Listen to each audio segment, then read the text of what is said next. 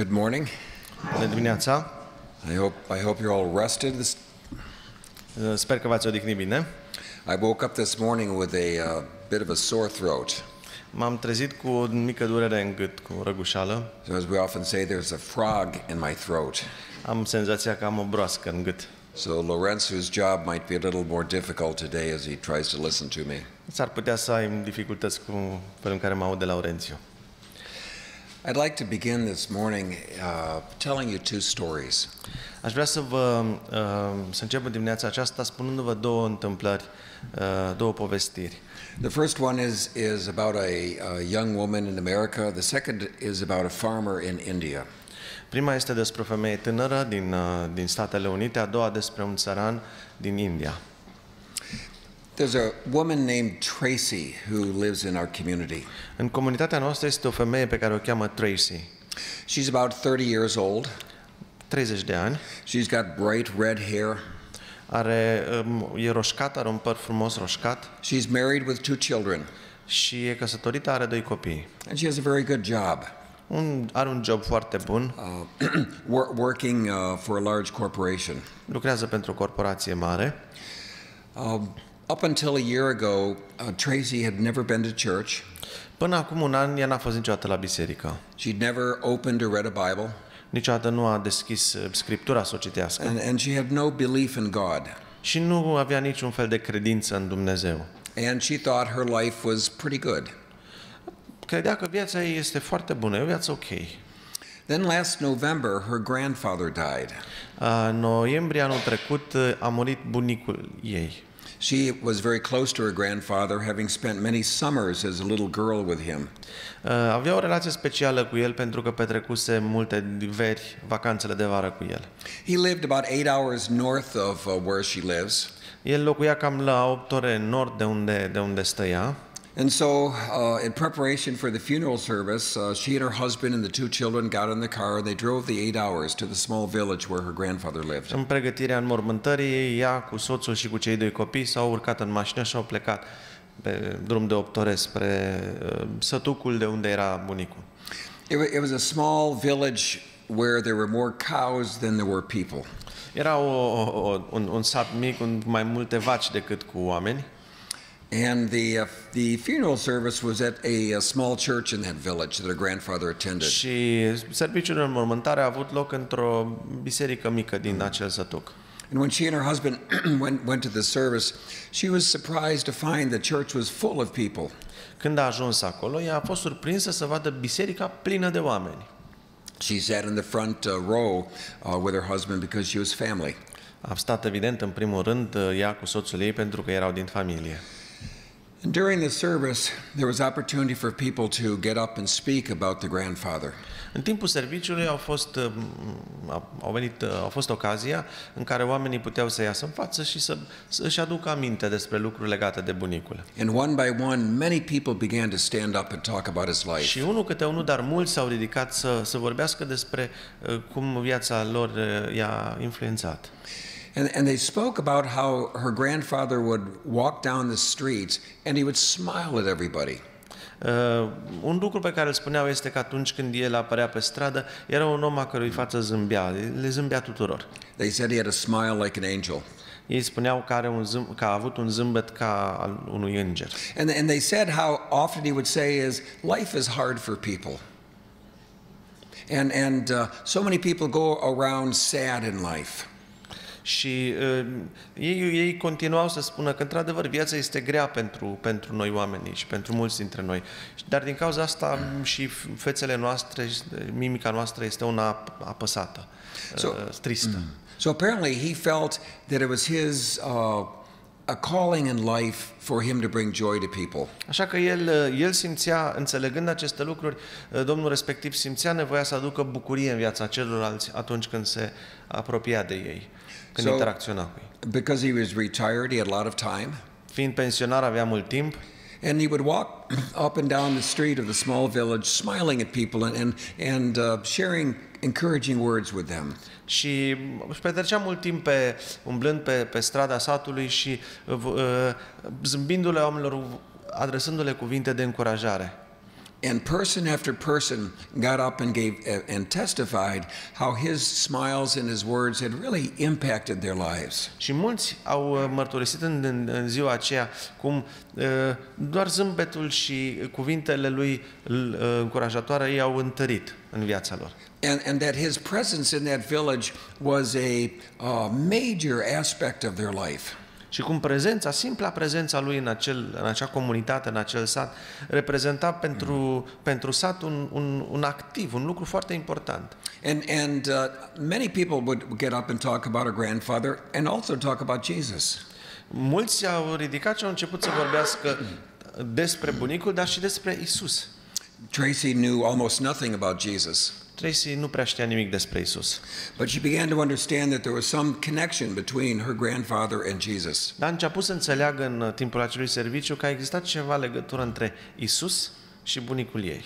And although her grandfather did not have any money, și cu toate că bunicul ei nu era un om bogat, nu avea bani, and not much education, și nu un om foarte educat, Tracy began to understand that her grandfather had a very, very successful life.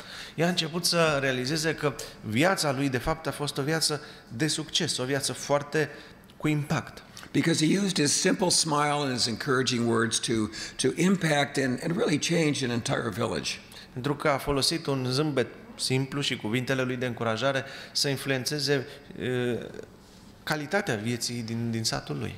And at the end of the funeral service, she said to herself, I want to be just like my grandfather. La sfârșitul mormântării, ea și-a spus ei înșiși, înseși, aș vrea să fiu ca bunicul.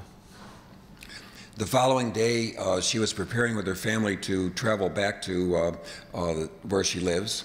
A doua zi se pregătea să se întoarcă cu familia de unde locuiește. And they were driving the car through the village. Și conduceau prin sat. But on the far end of the village, there was a large crowd of people that was actually moving into the street, so it was going to be difficult for them to drive their car. Dar la ieșirea din sat era undeva o grămadă de oameni care aveau de gând să intre pe stradă și atunci și-au dat seama că le va fi greu să se strecoare printre ei. And so they slowed down their car. Așa că au lăsat viteza mai mică. And they began to look to see what the reason was for the crowd of people. S-au uitat să vadă care era motivul pentru strângerii aceleia de oameni. And then they saw this large bus. Și au văzut un autobuz mare, un autocar. And on the bus was this large sign that was made by a hand by somebody. Și pe autocar era un semn făcut de cineva. And on the sign was her grandfather's name. Pe semnul acela era de fapt numele bunicului ei. And the words were written, "One last smile." Și cuvântul și sloganul era un zâmbet mai puțin. And it just touched Tracy's. Sorry. One last smile. Last, no less. No, last. Last, sorry. Mulțumesc, aveți dreptate, da. Yeah. Ultimul zâmbet.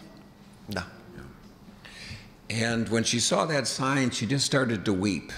Când a văzut semnul, a început să plângă. Recognizing again the impact that her grandfather had on these people. Realizând impactul care l-a avut în comunitatea lui. So when she got home, she decided she would begin to investigate about this person Jesus that had apparently touched her grandfather so much. Când a venit acasă a zis, vreau să înțeleg mai multe despre acest Isus care a influențat viața bunicului. So for the first time in her life, she began to read some of the Bible. A început pentru prima oară în viață să citească pasaje din Scriptură. Some of it she was understanding, some of it she wasn't understanding. Pe unele le înțelegea, pe unele nu. She also began to ask about churches. Ea tot a început în același timp să se intereseze de biserici. And a friend of hers that comes to our church told her about our church. Și un prieten de-al ei care vine în biserica noastră i-a spus de biserica noastră. And so she visited our church one or two times over the next couple of weeks. În săptămânile care au urmat întoarcerii ei a vizitat biserica noastră o dată de 2 ori. But she kept reading her Bible. Însă a continuat să citească Biblia. And she began saying a very simple prayer. Și să spună un cuvânt, o rugăciune foarte simplă. God, I want to be like my grandfather. Doamne, aș vrea să fiu ca bunicul. Probably about 2 weeks later, La 2 săptămâni she found herself wide awake around 3 o'clock in the morning. s-a trezit deodată la 3 dimineața And she was crying uncontrollably. și plângea fără să se poată controla. And she just cried and cried and cried. Și asta a continuat. A plâns mult. Her husband heard her and he woke up. A auzit-o soțul ei și s-a trezit și el. And he said to her, "Are you okay? What's wrong? Are you okay?" Iar el a întrebat ce se întâmplă, ești ok? And she looked at him and said, "I've never been better in all my life." Iar ea a spus, n-am fost niciodată mai bine ca acum. And he says, "What's happening?" Dar ce s-a întâmplat? And she said, "He's real. He's real. Ea a zis, este real. El este real. And he loves me." Și mă iubește. And she sat and cried for another 10-15 minutes. In her words, the most beautiful, wonderful tears she'd ever experienced. A mai plâns încă vreo 15 minute, probabil, și a spus că a fost cele mai minunate lacrimi care le-a experimentat. And over the next, 2 or 3 weeks, she began to understand what had happened in her life. În următoarele săptămâni a înțeles ce se întâmplase de fapt în viața ei. And that Jesus had become very real to her. Că Iisus devenise o persoană foarte reală, foarte concretă pentru ea. And when I got to meet her, she told me this. Când m-am întâlnit cu ea, mi-a povestit, For the first 30 years of my life, I was going in all the wrong direction. spunând, primii 30 de ani în viața mea am mers pe o direcție complet greșită. But now I've met Jesus. Acum însă l-am întâlnit pe Iisus. And now I'm on a very different road of life.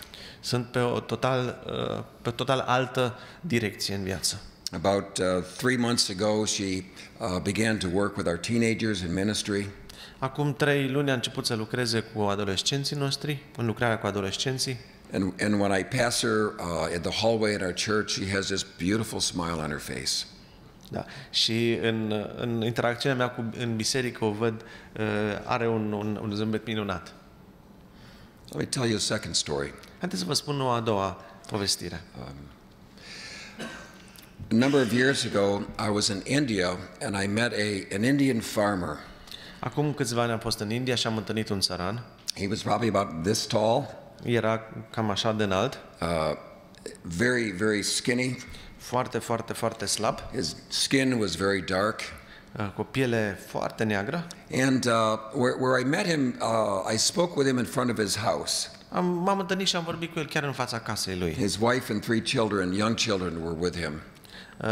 Soția și cei 3 copii ai lui, copii mici, erau cu el. And he told me what had happened to him about 6 months prior to our conversation. Și mi-a spus ce îi se întâmplase cu 6 luni înainte de conversația noastră. The man was a farmer.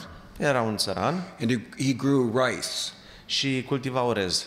And in India, they pump water to flood the rice fields before they plow them.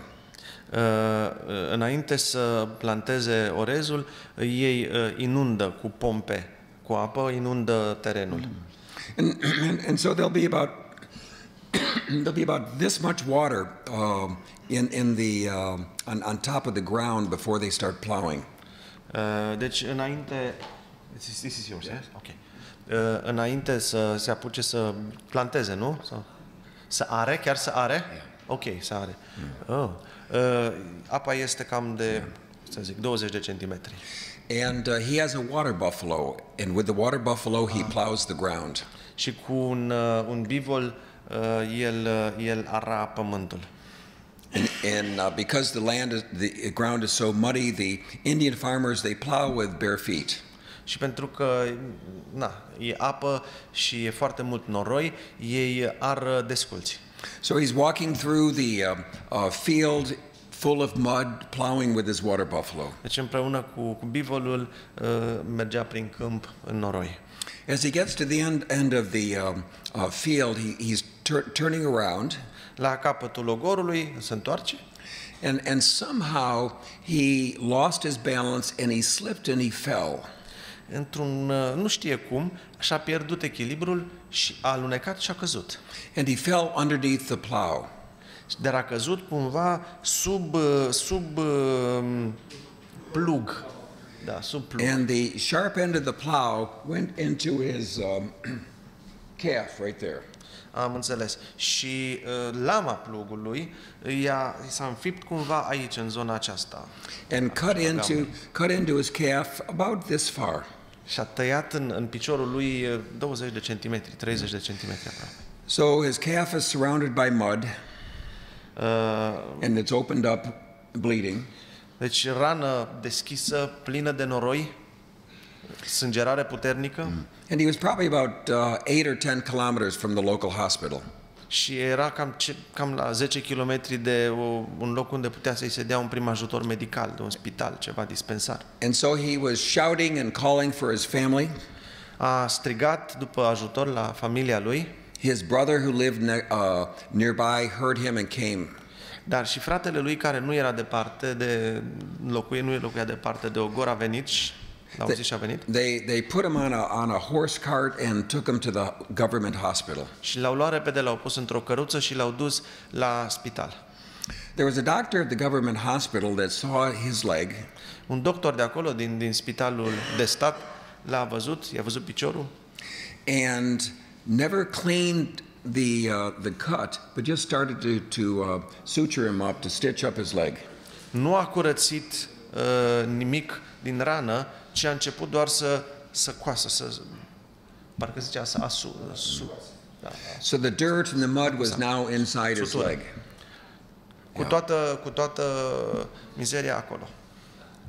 It didn't take too many hours before infection began to take place. N-a durat mult și infecția a început să-și facă. His leg began to swell. The following day, his leg began to swell. Piciorul i s-a umflat. The redness of the infection began to spread. Și roșața care arăta infecția a început să se extindă. He got a great fever, very high fever. A ajuns să aibă o febră foarte mare. And he was in and out of consciousness.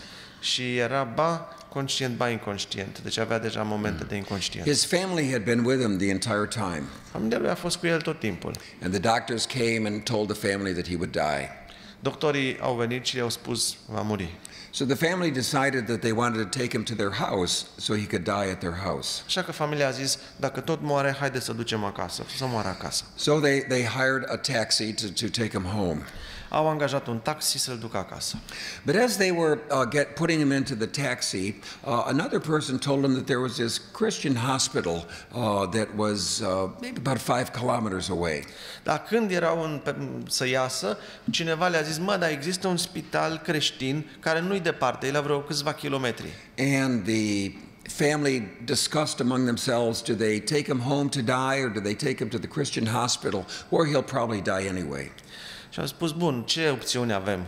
Îl ducem acasă unde sigur moare sau ducem la spitalul creștin unde s-ar putea să moară și acolo? Somehow they decided they would take him to the Christian hospital. Au decis să meargă totuși la spitalul creștin. So he was received by the doctors at the Christian hospital. Au fost primiți de doctorii de acolo. They saw how bad his leg was. Au văzut în ce stare foarte gravă era piciorul. And they began to have a discussion, do they amputate the leg hoping to save his life or do they try to save his leg? Și au început să discute cele două variante. Amputează piciorul pentru a-i salva viața sau încearcă să-i salveze și piciorul. And they also understood that he was dying. Au înțeles că era în pericol de moarte. Because the infection had spread throughout his body. Deoarece infecția se pătrunsese în tot corpul. Well, the doctor decided that they would try to save his leg. Decizia ultimă a fost că încearcă să-i salveze și piciorul și viața. But if he didn't improve in 12 hours, they would amputate and cut the leg off. Și dacă în 12 ore nu se văd semnale bune, îi vor amputa piciorul. And so if this is his leg, the original cut was about this long. Deci dacă ne uităm, să zicem, la gambă, probabil e cam atât tăietura din picior, aproape. I spoke to the doctor who actually did the surgery. Am vorbit chiar cu doctorul care a făcut intervenția chirurgicală în cazul lui. And the doctor told me they made about 6 cuts this way so they could open up the flesh to be able to clean out the dirt. Și doctorul a spus că au intervenit chirurgical și, cum arată fratele, deci dacă asta e rana, au făcut 6 tăieturi, 6 incizii de genul acesta ca să poată curăța. So if you could imagine what his leg looked like when they peeled back his skin and began to try to wash the dirt out of his leg. Vă dați seama ce era acolo, da? Când au început să disece practic piciorul, să-i scoată mizeria. They did the best they could. Au făcut tot ce au putut. And then they had a lot of sewing to do on his leg to put his skin back together. Și au avut mult de cusut ca să îi refacă, să-i remodeleze mușchiul și piciorul, să-i pună la loc. The doctors weren't even certain that he would live through the night.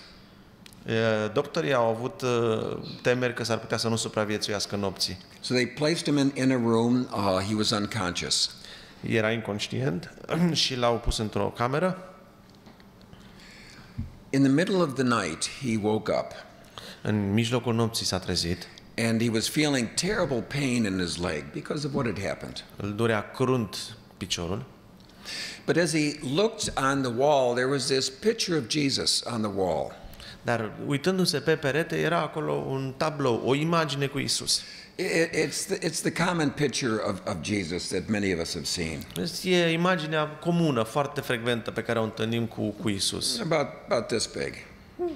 Cam 40 pe 30. And he began to look at the picture. S-a uitat la imagine. And there was something about the picture of Jesus that he couldn't take his eyes off the picture. Și era ceva în imagine care l-a făcut să-i fixeze privirea, să nu poată să-și desprindă privirea. And as the man is telling me the story himself, he said at that moment something very, very strange happened. Și el mi-a spus, omul respectiv mi-a spus, în clipa aceea ceva extrem de ciudat mi s-a întâmplat. He saw Jesus come off of that picture.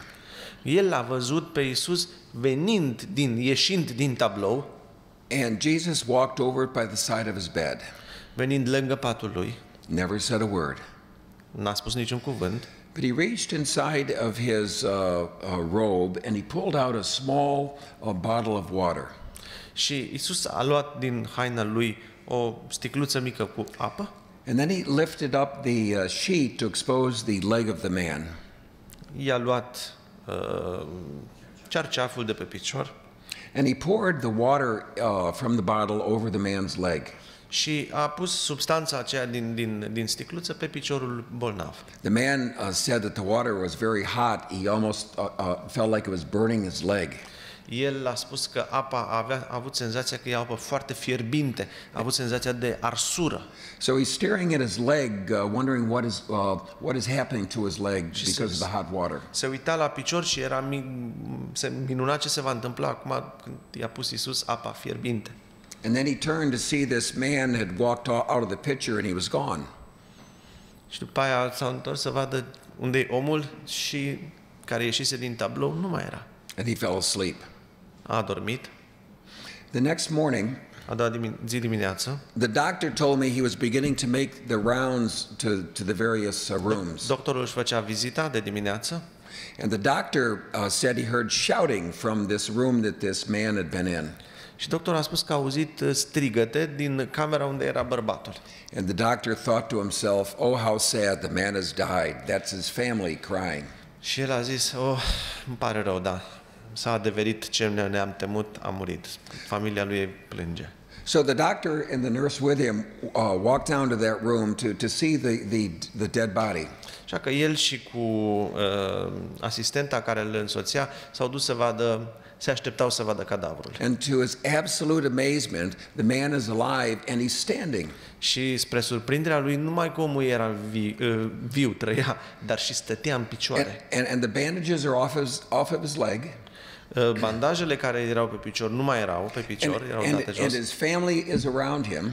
Familia era în jurul lui. And they're all just rejoicing in the fact that his leg is better. Și de fapt strigătele erau strigăte de bucurie că omul se simțea bine. And so when I visited this man, it was about 3 or 4 months after this had all taken place. Când am vizitat acest bărbat, trecuseră 3-4 luni de la eveniment. And at this point, as he's telling me the story, he lifts up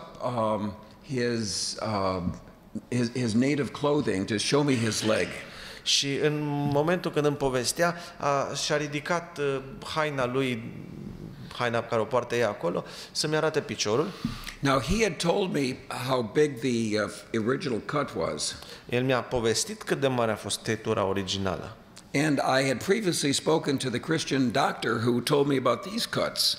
Și 6 of them. înainte am vorbit cu doctorul care l-a operat și care mi-a povestit de cele 6 incizii, trăieturi. And when I saw his leg, I couldn't believe what I saw. Când am văzut piciorul, nu mi-a venit să cred ce am văzut. He had a scar on his leg. He had? A scar on his leg. Yes. There was about this big. Avea o rană, o cicatrice, nu, corect, urma unei răni, o cicatrice care era cât arăta fratele. And you know how long scars take to fully heal. Știți cât durează până se vindecă complet rănile? 6 months, 9 months, 12 months, 18 months. Da, până în 18 luni. This scar looked like it was 10 years old. Era o cicatrice care arăta ca o cicatrice veche de 10 ani. And it was only this big. Cum am spus, era atât de mică. With the skin above it and the skin below it absolutely smooth and perfect. Cu pielea mai în jurul ei perfectă, normală. And there were no scars going this way. Iar tăieturile făcute de chirurg efectiv nu se vedeau, nu erau. And the man looked at me and smiled. Bărbatul s-a uitat la mine și zâmbea. And then he said, "Can I get you a coconut?" Pot să-ți dau o nucă de cocos? Mi-a întrebat după aceea. That's Indian hospitality. Eu mod de a exprima ospitalitatea la ei. I told him I'd be honored to have a coconut. I-am spus că aș fi onorat să. So with his bare feet then he climbs up the coconut tree. Și desculț se urcă sus în cocotier and knocks down 4 coconuts for us to eat. Și lovește patru nuci care pentru noi ca să le mâncăm. And after he had served us coconuts, he told us that he had become a Christian. Și în timp ce ne servea nucile de cocos, ne spune, eu am devenit creștin. His wife and his children had become Christians. Și copiii și soția. The brother who lived next door to him and his wife had become Christians. Fratele care locuia aproape de el și familia lui, soția lui au devenit creștini. His parents had become Christians. Părinții lui au devenit creștini. And these were all Hindus previously. Ei toți venind din mediul hindu. But he said, Jesus who healed him, he now has my life.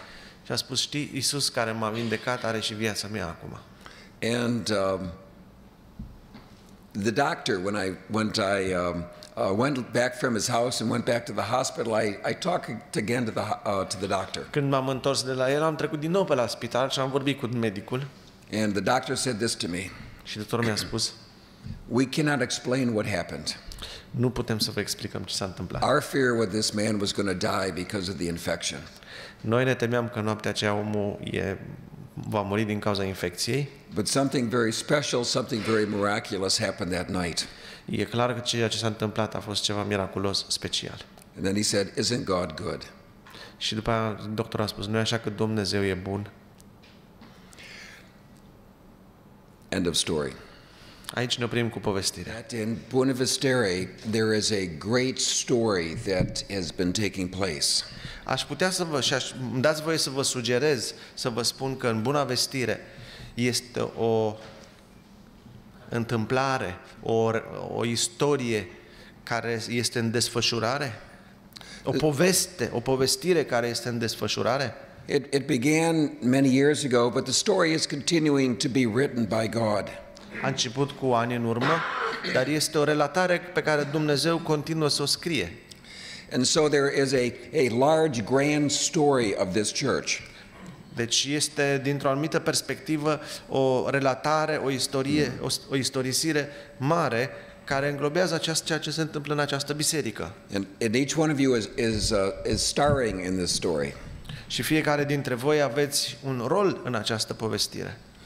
But also within the grand story of Bune there are thousands of other stories. Dar în această povestire mare a bisericii sunt mii de alte povestiri incluse. And every single one of you, if you stop and think about it, you have dozens and dozens of stories to tell of what God has done. În fiecare dintre voi, în viețile voastre, dacă stați să vă gândiți, aveți zeci și zeci de povestiri. In your small groups, there are dozens and dozens of stories that are told. Every week you probably hear stories of what God is doing. În fiecare săptămână, poate în grup, auziți relatări de cum a lucrat Dumnezeu în viața celor din grup. Da, zeci și zeci de povestiri. And isn't it interesting that God has chosen to reveal himself through story? Și nu este oare interesant de remarcat faptul că Dumnezeu a decis să se reveleze pe sine prin povestire, prin relatare? The Bible could be have been written very differently. Scriptura ar fi putut fi scrisă foarte diferit.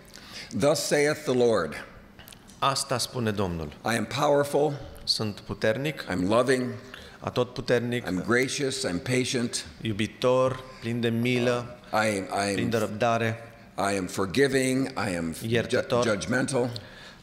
Dar și judec. And the Bible would just be a list of those qualities of God.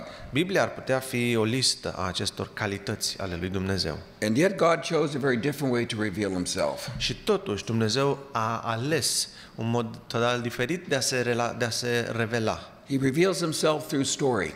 Prin întâmplări, prin relatări. Genesis, the entire book is a story. Uitați-vă la Geneza, întreaga carte este o istorisire. And from Genesis chapter 12 through the end, it's a story of one family. Gândiți-vă că de la 12 încolo este istorisirea care are în centru o singură familie. And as we go further into the Old Testament, the Old Testament is the story about how that one family becomes a great nation. Și cu cât înaintăm în Vechiul Testament, vedem cum această familie devine o națiune mare, importantă. But it's not only about this family and this nation, but it's about how God works in the midst and through this family and nation. Dar nu este numai despre această familie și națiune, ci despre Dumnezeul care lucrează în mijlocul acestei națiuni, familii. And so when we get to the New Testament in Matthew and Luke, they take this family genealogy all the way back to the beginning of Adam or Abraham. Și de asta, când intrăm în Noul Testament, Evangheliile sinoptice, Matei și Luca, trasează în spate pe Iisus până la Avram, până la Adam. Exodus is the story about Israel being in Egypt and coming out of Egypt on their way to the promised land. Cum au ieșit strămoșii evreilor din Egipt în țara promisă. Joshua is the story of Israel going into the promised land. Cartea Iosua, cum Israel intră în țara promisă. Samuel, 1st and 2nd, the story of Saul and David.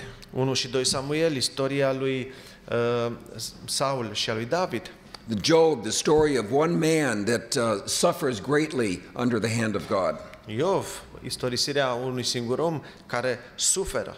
Daniel, the story of a young man who is in another land and how he is faithful to God. Daniel, istorisirea unui bărbat tânăr într-o țară străină, într-o cultură străină. And then the Gospels, the story of Jesus. Uitați-vă în Evanghelii, istorisirile legate de Hristos. The book of Acts, Faptele Apostolilor. The story of the early church. Da, istorisirea bisericii primare. God has chosen to reveal himself through story. Dumnezeu a decis să se reveleze pe sine prin istorisire. We can bring it down to your life. Și acest lucru este adevărat și îl putem detalia și în viața ta. There is a story of each one of your lives. Este o istorie a vieții tale, a vieții fiecăruia dintre voi. And God is writing part of his story in your life. Și Dumnezeu își scrie istoria lui în viața ta. And each one of us could stand up and we could tell the story of our life. Și fiecare dintre noi am putea să ne ridicăm și să spunem, uitați, care este istorisirea vieții mele? We have what I might call the secular part of our story, but there's also the spiritual part of our story. Știți, fiecare dintre noi avem ambele valențe, partea seculară a istoriei vieții noastre și partea spirituală a istoriei vieții noastre. And it's really improper to separate the two. They're a total part of our story. Și nu sunt două lucruri separate, schizofrenice, ci sunt parte din viața noastră, sunt împreună, sunt legate împreună. And as we said last night, these narratives or the stories of the Scripture are very different from the didactic teaching that Paul does or Peter does. Și cum am spus aseară, este o diferență între învățătura didactică specifică epistolelor, unde se dă învățătură, și istorisirile din multe din cărțile Scripturii. And so the book of Romans, de exemplu, cartea Romani, it's truth very explicitly stated. Adevărurile sunt explicitate foarte direct, foarte clar. But then there's the story of the prodigal son. Dar aveți pe de altă parte pilda fiului risipitor. It's my favorite story of the Scriptures. Este din Scriptură istorisirea preferată a mea. And the prodigal son is the story of the grace of God. Acolo, practic, este prezentat harul lui Dumnezeu. Yet it's interesting, the word grace is not used in the story. Dar observați că nu este folosit nicăieri cuvântul har în această relatare. The word forgiveness is not in the story. Cuvântul iertare nu este în The word reconciliation is not in the Cuvântul story. reconciliere, împăcare. It's just a visual picture of a son who goes off and then comes back home. Este o imagine vizuală a unui tânăr care își părăsește casa și se întoarce înapoi. And the attitude of the father as he receives his son as he comes Și home. atitudinea tatălui care îl primește. But the truth of the story is underneath the story. Adevărul comunicat de această relatare este inside înăuntru. the story. Yeah. And we then have to go inside the story to really understand what God is saying and how he's revealing. Și ca să înțelegem acest adevăr, să-l despachetăm, trebuie să intrăm în relatare, să intrăm în povestire, ca să vedem ce spune Dumnezeu, ce vrea să spună. And one of the problems that we as Christians have is we are so familiar with the stories, we don't stop long enough to go inside the story and to see God in the midst of the story. O problemă care avem noi creștinii este că le cunoaștem așa de bine încât nu mai avem timpul și nu ne luăm răgazul să poposim asupra lor și să extragem de acolo ce vor să ne spună. I want to encourage every single one of you to become a storyteller. Aș vrea să vă încurajez să deveniți un povestitor. Fiecare dintre voi. That you are telling stories of God. Să fiți un povestitor care povestește istorii, întâmplări ale lui Dumnezeu. That you develop a sensitivity, maybe spiritual antenna in your minds to see stories, to hear stories, and then to tell them. Să dezvoltați o sensibilitate cu antene, cu radarele voastre, să captați istorii ale lui Dumnezeu și să le puteți relata. Because it's in these stories that we allow God to reveal himself. This is who he is. This is what he does. În relatările acestea Dumnezeu ni se revelează. Așa este El, așa acționează El. În modul acesta noi îl putem înțelege și transmite și altora înțelegerea. One of our worship leaders is a young man about 34 years old. Unul din liderii noștri de închinare este un bărbat tânăr, 35-40 de ani. And the day after Mother's Day this past year, he comes into my office. O zi după ziua mamei, a doua zi după ziua mamei, a venit în biroul meu. His wife's family had been there for dinner. Fuseseră socrii, familia soției lui la ei la masă cu seara înainte. And his mother-in-law is very difficult to get along with. Și soacra lui este extrem de dificil să te împaci cu ea. He's got a 2-year-old child. Și el are son. Un băiat de 2 ani. And the 2-year-old was misbehaving.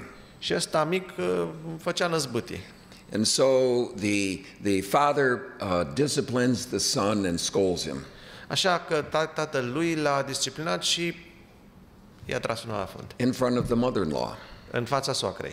The mother-in-law jumps up and goes and grabs her grandson.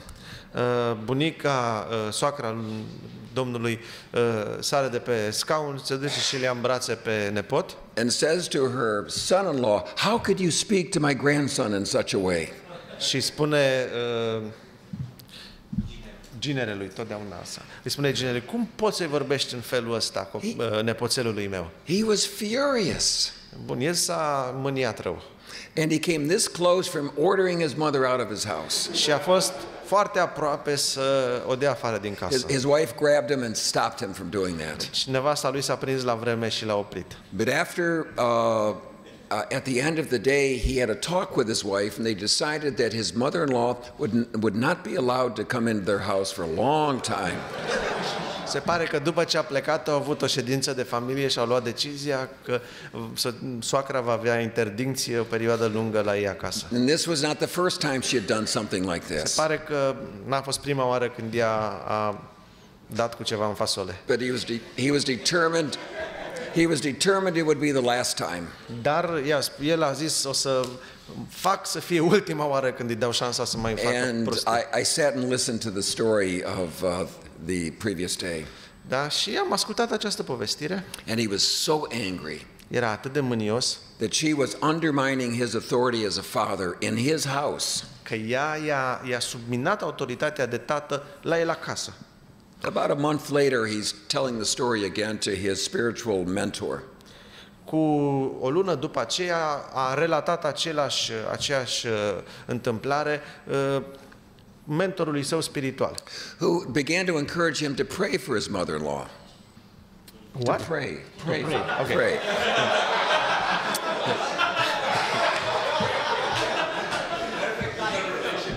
Chiar nu am auzit. Da, deci acesta l-a încurajat să se roage pentru soacra lui. To pray for God's blessing upon her. Să se roage ca Dumnezeu să o binecuvinteze. And he said the first few times that he tried to pray for his mother-in-law, the words wouldn't even come out of his mouth. A spus că de primele dăți când a început să roage pentru soacră sa, abia ieșeau cuvintele din gură. So a spiritual mentor said, think of her as your enemy. Și a spus, știi ceva, gândește-te la ea, fratele acesta i-a spus, mentorul lui a spus, gândește-te la ea ca la dușmanul tău. He said, that's easy for me to do. Asta e ușor să fac. So, and he said, the Bible says to pray for those who persecute you. Pray for your enemies. Dar Biblia spune, roagă-te pentru cei care vă persecută. Și atunci, roagă-te pentru ea din perspectiva asta. So every day he began to pray for his mother-in-law. Așa că el a început să se roage pentru soacră sa în fiecare zi. Simple prayer, God bless my mother-in-law. O simplă rugăciune, Doamne, binecuvintează-o pe soacră mea. And this went on for 6 weeks. Lucrul ăsta s-a întâmplat 6 săptămâni. Now the mother-in-law lives about 40 kilometers away. Femeia asta stă cam la 40 de kilometri de Another ei, city. în alt oraș. And there came this day that he's driving to go to a store about 3 kilometers from his mother-in-law. Și el spunea că a trebuit să ajungă la un magazin care nu era departe, era vreo 3 kilometri de unde locuia soacra lui. And he said he felt overwhelmed to go to his mother-in-law's house. Și s-a simțit deodată, cum se spune eu, cuprins, împins practic, cu un sentiment că trebuie să ajungă la casa soacrei lui. And as he's driving to her house, he keeps thinking what a foolish man he is to be doing this. Și în timp ce conducea spre casa ei, zicea, ce prost sunt că fac asta. So he begins to pray that she's not home. Și s-a rugat, de data asta se ruga să nu fie soacra sa acasă. So he goes up to the door and he knocks on the door. Bate la ușă. And sure enough, his mother-in-law opens the door. Și imediat ea deschide ușa. And the first thing out of his mouth is, forgive me for what I've said to you and what I've done for you. She said that? He said that. He said that, ok. Și primul lucru pe care el îl spune ei când ea a deschis, a spus, iartă-mă de ce am făcut și ce ți-am spus. And she responded, forgive me for the things I've done to you. Și ea a răspuns exact la fel, iartă-mă de ceea ce am făcut eu greșit față de tine. And they embraced. Și s-au îmbrățișat. And then she said, I've always been very opinionated. Ea spunea, întotdeauna am avut opinii ferme. And I'm probably not going to change. I'm too old. Și s-ar putea să nu mă schimb peste noapte, sunt prea bătrână. But I will work hard at not interfering with you as a parent.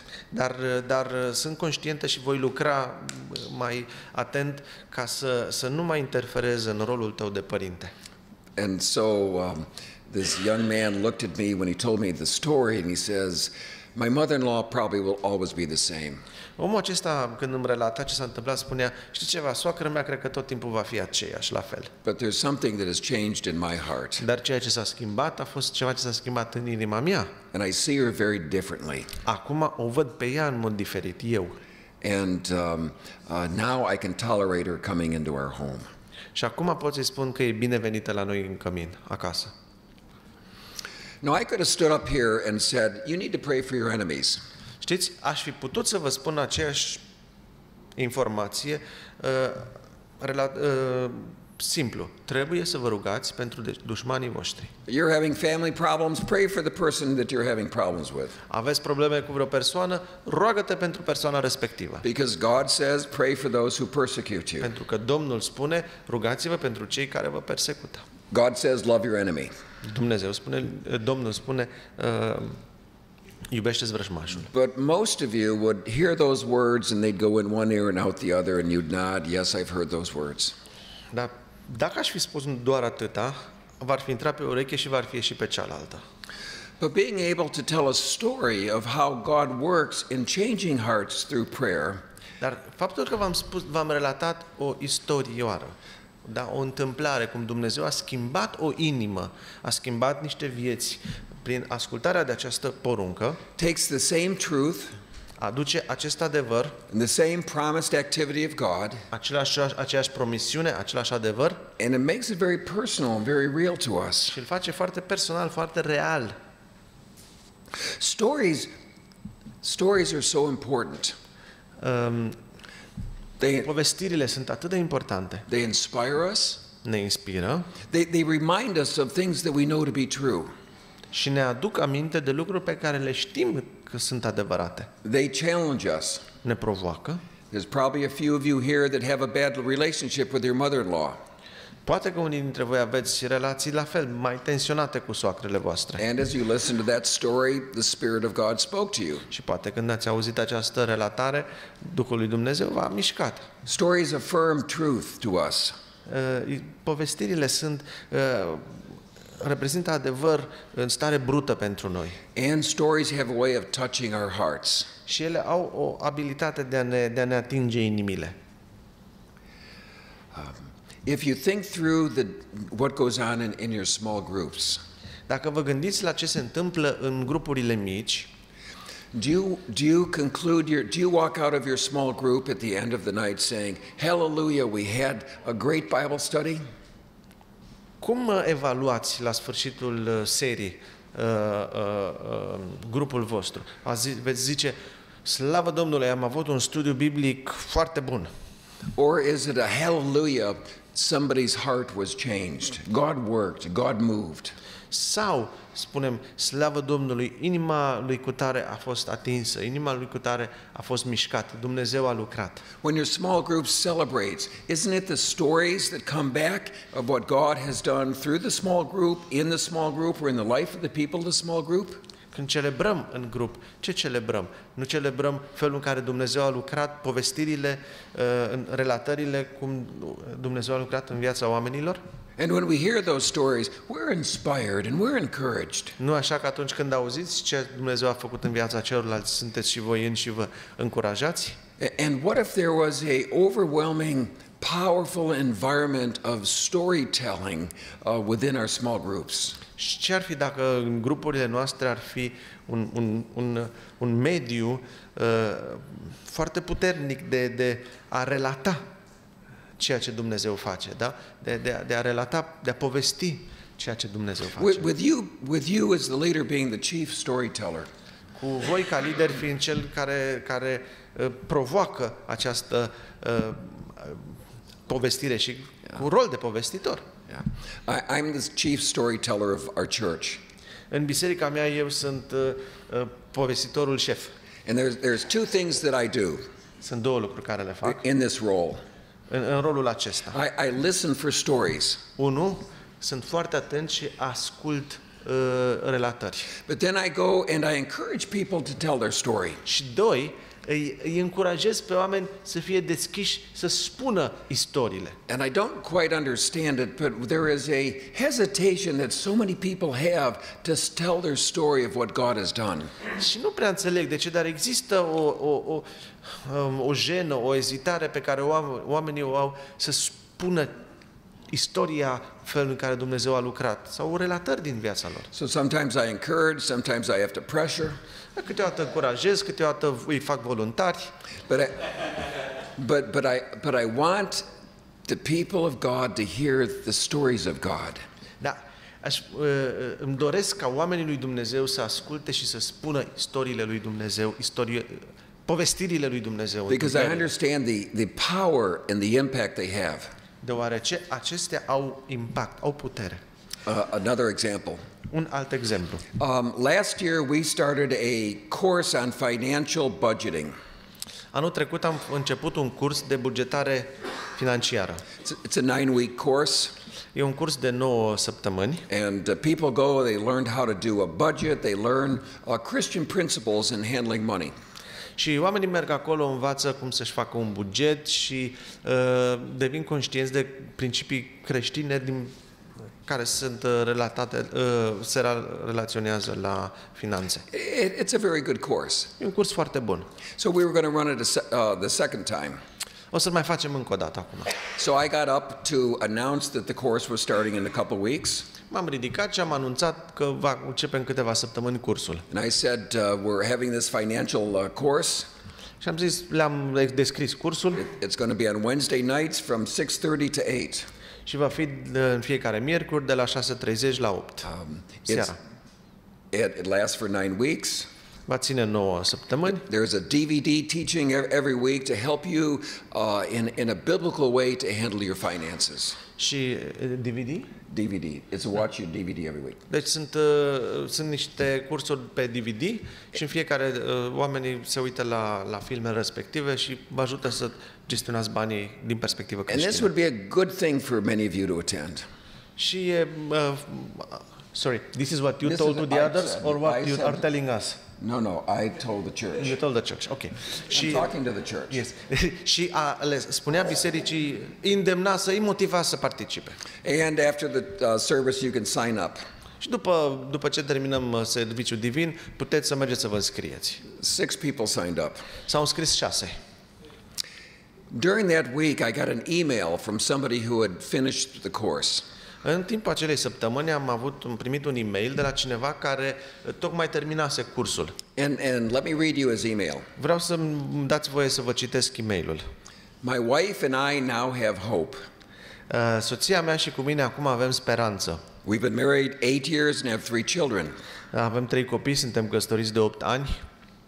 My wife tells me that for 8 years we've never been on the same page financially. Soția mea îmi spune că în ultimii 8 ani n-am fost niciodată financiar pe aceeași pagină, adică n-am fost sincronizați. She says we've never even been in the same book. Mai mult, spune că nici măcar n-am fost în aceeași carte, adică am fost foarte desincronizați. Now we're not only in the same book, we're on the same page. Acum nu numai că suntem în aceeași carte, suntem chiar pe aceeași pagină. There's something glorious about doing a budget together.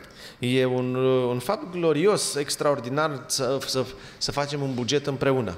Our marriage is stronger.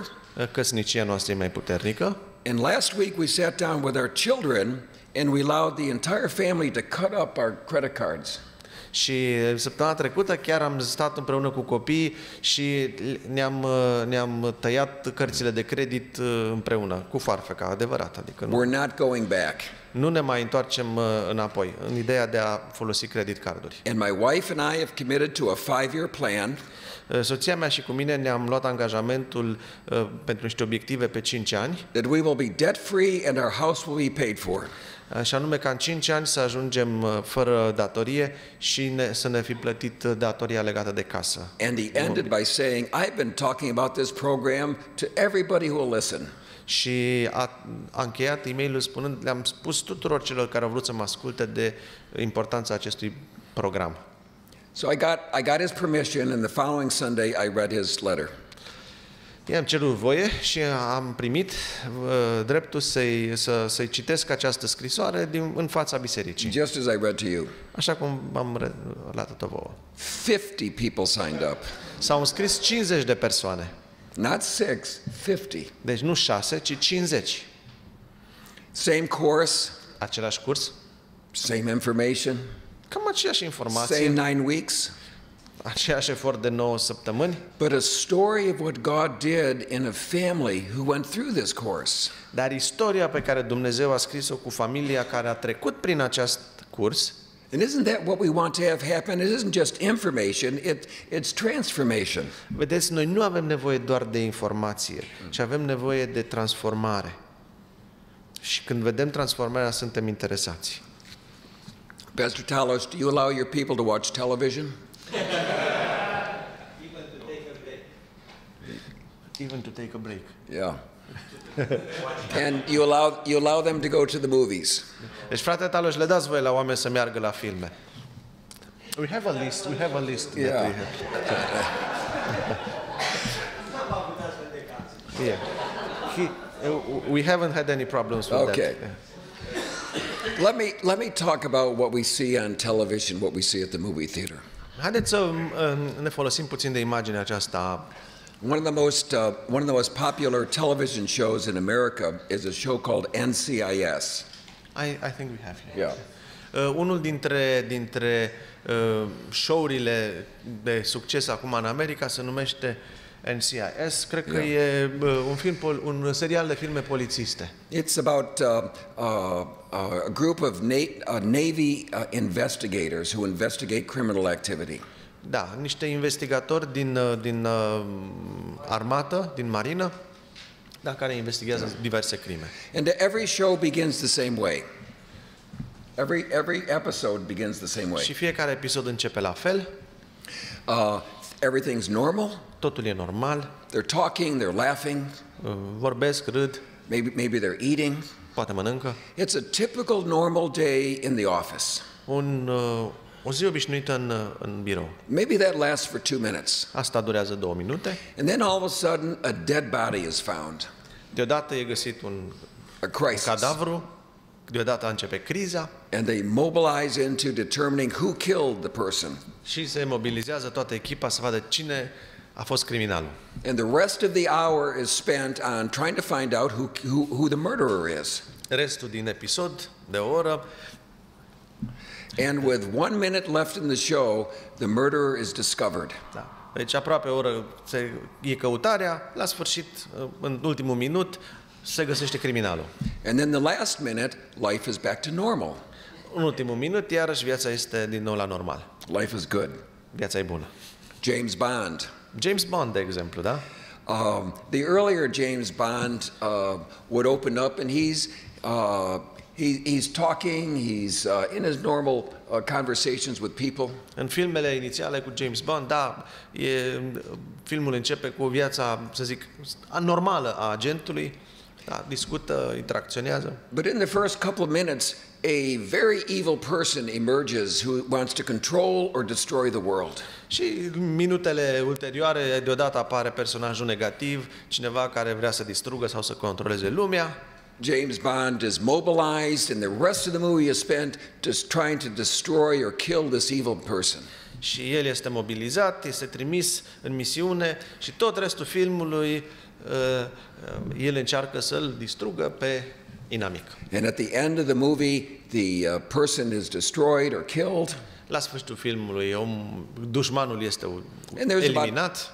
And there's about 2 minutes left to the movie. Și mai rămân 2-3 minute din film. Where James Bond goes off with the beautiful woman. Când el merge împreună cu femeia foarte frumoasă. Da. Yeah. Every story, whether it's Hollywood, whether it is here in Bucharest, whether it is a novel that we read, has the same format. Oarecum fiecare film, fiecare novelă pe care o citim au acest format, acest pattern. The story begins and life is normal. Lucrurile încep într-un context normal, viața obișnuită. Things are peaceful. It's good. Da, pace, e bine. And then something happens, Ceva se întâmplă, which brings tension and conflict care and aduce mystery. tensiune, conflict, mister. And the rest of the story, whether it's a novel or whether it's a movie, is spent on trying to resolve the mystery, the conflict, the problem. Și restul filmului, novelei, este consumat în a încerca să rezolve cauza acestui punct care a adus dezordine. And when the conflict is finally resolved, Când este rezolvat conflictul, there's a very quick conclusion to the story. și povestea nu mai are mult și se termină. Even Shakespeare has this pattern. Și la Shakespeare această schemă funcționează. Why is this the universal pattern to storytelling? De ce există în modul de a relata, a povesti, în povestiri, acest pattern, această schemă universală? There's three sections to a story. Da? Aceste trei secțiuni importante dintr-o relatare, dintr-o povestire. That opening normal scene we could call equilibrium. Prima, partea de echilibru, introducerea, da? Zona de echilibru, o putem numi chiar echilibru. Da? And then very quickly tension begins. Foarte repede începe tensiunea, And the tension lasts for a long time. care durează mult. And finally, at the end of the story, there is resolution. La final avem rezoluție, avem rezolvare. And there's this one final scene back to equilibrium. Și e scena finală din nou în echilibru. Din nou echilibrul. Throughout history, regardless of culture or language, this is the pattern for stories. În istorie, indiferent de cultură, de limbi, povestirile, poveștile au acest pattern. So next time you turn on a television program or see the movies, you watch for this pattern. It's there. Data viitoare, la următorul serial care îl vedeți, sau film, sau carte care citiți, uitați-vă atent la acest pattern. And the question is why? Întrebarea este de ce? The simple answer is it's the same pattern in this book. Răspunsul este, avem aceeași schemă în cartea aceasta. As we open up the first pages, there is a creation and equilibrium. Primele pagini, creația, echilibru. Life is good. Viața e frumoasă. Adam and Eve are walking through the garden Adam și Eva se plimbă prin grădină with this wonderful relationship with God. într-o relație perfectă cu Dumnezeu. And we get the sense life is pretty easy for them. Avem senzația că viața este ușoară pentru ei. It's wonderful. E minunat. But then in chapter 3, there's this tension that explodes off the page. În capitolul 3, tensiunea aceasta care explodează, parcă sare din pagină. Sin enters the world. Păcatul invadează lumea. Conflict comes out of that sin. Conflictul este generat de păcat. And the rest of this book is about how that conflict, that tension of sin, works itself out through this family, this nation, and through the world. Și restul cărții este cum această tensiune, da, această acțiune a păcatului își face loc și în această familie, și în această națiune, și în lume. And when we get to the last two pages of this book, și în ultimele două pagini ale acestei cărți, what we would call the consummation of all things, pagini care le-am numit finalitatea tuturor lucrurilor, there's resolution. acolo avem iarăși revenirea la echilibru, rezolvarea. A new heaven and a new earth. Un cer nou și un pământ nou. And eternity goes on. Eternitatea. The story of Jesus. Povestirea despre Hristos. Mary and Joseph become engaged. Maria și Iosif sunt logodiți. And they have a baby. Au un prunc. And we celebrate this peaceful, beautiful birth of this special baby in Bethlehem. Celebrăm această naștere a pruncului minunat în Betleem. That's the equilibrium. Este echilibru încă în familie, este pace. But it's soon interrupted by this man named Herod who wants to kill this baby. Foarte repede starea aceasta de echilibru, de pace, este distrusă de Irod, care vrea să ucidă pruncul. And the majority of the gospel story of the life of Jesus is about this tension. People want to kill him. Și foarte mult din relatarea vieții lui Isus este această tensiune. A fost tot timpul în pericol să fie ucis. Oamenii au vrut să-l ucidă. The devil is against him. The spiritual leaders are against him. Diavolul este împotriva lui. Liderii spirituali ai evreilor sunt împotriva lui. And it ends, this tension comes to a climax when they kill him. Da? Ajunge la punctul culminant această tensiune când el este crucificat. But we know that's not the end of the story. Dar noi știm că acolo nu e sfârșitul poveștii. There's resurrection. Pentru că avem învierea. And the conflict against him is brought to a resolution. Și conflictul împotriva lui ajunge la o finalitate, la o rezolvare. And isn't it interesting that once the resurrection takes place, the gospel's done? Și foarte interesant, nu e interesant că atunci evangheliile se termină la înviere. Now, and John gives us a little bit of information what took place afterwards. Ioan ne mai spune câteva lucruri de ce s-a întâmplat după aceea. And we hear some of his sayings. You know, we hear some of the teachings and sayings of Jesus after the resurrection, but basically there's one chapter and it's over with. Da. Într-adevăr, mai sunt acolo câteva învățături, ce a mai spus Isus, dar privind puțin generalizant, cu învierea, evangheliile se duc spre sfârșit. Da, se termină. And so God has built in this pattern of story in the scriptures. He's built it into the universe. Dumnezeu a construit această schemă despre care am vorbit în Scriptură, în relatarea Scripturii, și ea este o realitate care, de fapt, transcende Universul, e parte din Univers. And I would suggest that the reason that we all resonate and enjoy stories is because God created us that way. Și eu vreau să vă sugerez că noi așa de ușor rezonăm cu povestirile pentru că Dumnezeu ne-a făcut în felul acesta. Because woven in the cosmos of the universe is this grand story that we read about in this book. Pentru că întrețesut în această istorie a Universului este această istorie a Scripturii pe care the purpose of God.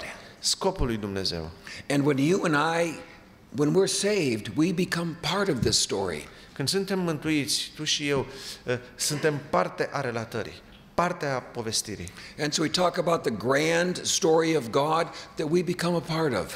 Vorbim despre marea poveste a lui Dumnezeu, marea povestire a lui Dumnezeu, din care suntem și noi o parte. In the events of your life, God is writing your unique story of your life. Și pe parcursul vieții tale Dumnezeu scrie istoria vieții tale într-un mod unic. And the people in your small group, God is writing His story in their life. În grupurile mici, oamenii din grupurile mici în care mergeți, Dumnezeu lucrează în viețile lor, Dumnezeu le scrie istoria lor. And when I talk about God writing His story, it's another way of talking about His purposes that are being worked out in your life, the changes He has been making in Când you. spun că Dumnezeu scrie istoria, scrie povestea, este un alt mod de a spune că Dumnezeu este implicat în viața ta, este Cel care vrea să-ți transforme viața, să o schimbe. His activity in you and around you. Dumnezeu vrea să lucreze în tine și în jurul tău. What we find is if we can tell the stories of God, of what He's doing in our lives and around our lives, it's such a powerful thing. Ce vreau să spun este că putem să relatăm povestirile lui Dumnezeu, ceea ce face El în viețile noastre, și acest lucru este extraordinar de puternic. It's powerful in evangelism. Este puternic în evangelizare. You know, a non-Christian can argue with me about whether the Bible is true or not.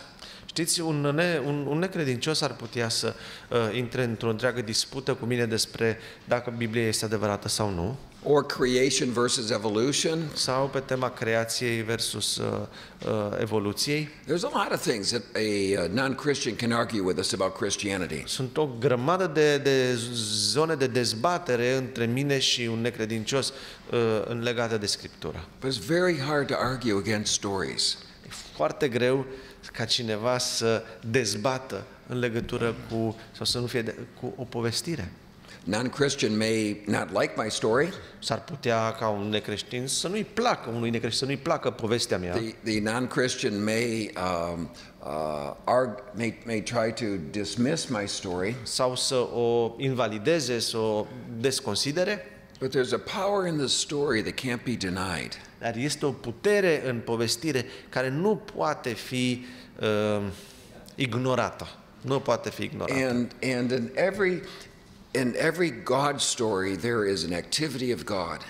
În fiecare povestire a lui Dumnezeu îl vedem de fapt pe Dumnezeu în acțiune. Whether he's changing the heart of a young man towards his mother-in-law, că el îi schimbă inima tânărului față de soacra lui, whether he's healing a village Hindu village farmer că who's about to vindecă die, un țăran din India, whether he's saving someone who is far from him. că mântuie pe cineva care este la distanță mare de el. The common theme is that God is among us and he is at work. Tema comună este că Dumnezeu este între noi și este activ între noi, îi lucrează. And isn't that true? Nu este acesta de fapt adevărul? God is important? among us and he is at work. Dumnezeu este între noi și lucrează. And so I want to encourage you to develop new eyes and new ears, to be able to hear and to see where God is among us and what he is doing. Vreau să vă încurajez să aveți ochii deschiși și urechile deschise mari ca să vedeți ce face Dumnezeu, cum lucrează Dumnezeu între noi. And to tell those stories. Și apoi să spuneți aceste povestiri. And to encourage others to tell those Și să stories. încurajați pe alții să spună povestirile lor. Our worship leader, the man with the story with his mother-in-law. Bărbatul care a avut problema cu soacra, He came into my office and told that personally to me. a venit în biroul meu și mi-a spus asta direct, personal, About 2 weeks ago. acum 2 săptămâni. So we were having a staff meeting. Așa că am avut o întâlnire cu stafful, o întâlnire cu angajații. And I went and said, would you tell this story to our staff to be encouragement to them? Și i-am zis, știi ceva, vreau să spui experiența ta tuturor celor angajați ai bisericii, ca să-i încurajezi. Now he's an employee of the church. We pay him. El este angajat al bisericii, noi îl plătim. He's up leading in worship every other week. A good man. E cel care conduce închinarea în fiecare săptămână. E un bărbat bun. And his initial reaction, no, Pastor Steve, I can't. Și prin primul lui răspuns a spus, știi, frate, n-aș vrea să spun, nu. And I think there is a spiritual reason that we are hesitant to tell the stories of God. Știți, există un motiv spiritual care ne face să ezităm să spunem povestirile lui Dumnezeu. I think there are forces from hell that want to silence us. Știți, cred că sunt forțe ale întunericului, ale diavolului, care vor să fim tăcuți. And I would suggest that it's the job of us here in this room to make sure we overcome those forces, and that we all have ministries of storytelling, the stories of God. Și cred că este jobul nostru, celor care suntem aici, al vostru care sunteți aici, ca să faceți din relatările povestirilor lui Dumnezeu, ale mărturiilor în ceea ce face El, să-l faceți ca o practică. And not just stories of 10 and 20 years ago. Nu numai lucruri care s-au întâmplat acum decenii întregi în urmă. If the only stories I have to tell about what God is doing are 10 and 20 years ago, he hasn't been doing very much at all. Deci dacă singurul lucru care aș avea să spun este ce a făcut Dumnezeu acum 20 de ani în viața mea, înseamnă că Dumnezeu nu prea e activ. But there is a great power if we can see the stories and tell them as God is doing them. Și din mare putere când noi vedem și împărtășim ceea ce face Dumnezeu în viețile noastre. Every one of us has a salvation story. Fiecare dintre noi are o poveste a mântuirii lui. Some of us have a dramatic story, some of us have a non-dramatic story. La unii este o relatare dramatică, la alții mult mai puțin dramatică sau deloc dramatică. But regardless, it's still a very miraculous story. Dar indiferent de cât de dramatică, este o lucrare miraculoasă. Of God's love and grace. O lucrare miraculoasă a harului plin de dragostea lui Dumnezeu. And there's something powerful when we stand up or we sit in a group and tell our salvation story. Și este un lucru foarte puternic când în grup noi mărturisim cum Dumnezeu a lucrat în viețile noastre. And there's something very powerful when we sit in our group and we say, this is what God is doing this week in my life. Și e un lucru foarte puternic când stăm în grup și spunem, uite, asta a făcut Dumnezeu în viața mea în săptămâna asta. From the very beginning, God chose to reveal himself through story. De la început Dumnezeu a hotărât să se reveleze pe sine prin relatare, prin povestire. And all through the scriptures, buried within the hundreds of stories in this book is the reality of our God. În sutele de relatări din Scriptură este ascuns de fapt Dumnezeul care lucrează, caracterul Dumnezeului nostru. And may we dig in the scriptures to find him and see what he's doing in the midst of the stories. Și să facă Domnul că atunci când vedem aceste lucruri și deschidem Scriptura, de fapt să-L vedem pe El și să-L glorificăm pe El pentru ce face și cum face. But may we also have the eyes and the ears to see the stories and to become experts in telling the stories, because ultimately they're his story, not ours. Și să facă Domnul să fim experți în a auzi și a înțelege istoriile din jurul nostru și să le spunem mai departe, pentru că de fapt nu sunt istoriile noastre, nu sunt povestirile noastre sau istorisirile noastre, ci felul în care El lucrează. People of the world love stories. Oamenii din jurul nostru, oamenii din lume iubesc relatările, povestirile. That's why the movie theaters are so full. It's why people spend so much time in front of televisions. De asta stau oamenii cu orele în fața televizoarelor și sunt în cinematografe. And some of the best storytellers in the world work in Hollywood. Unul dintre cei mai buni povestitori din lume lucrează în Hollywood. But we've got a greater story. Dar știți, povestea noastră e mai mare.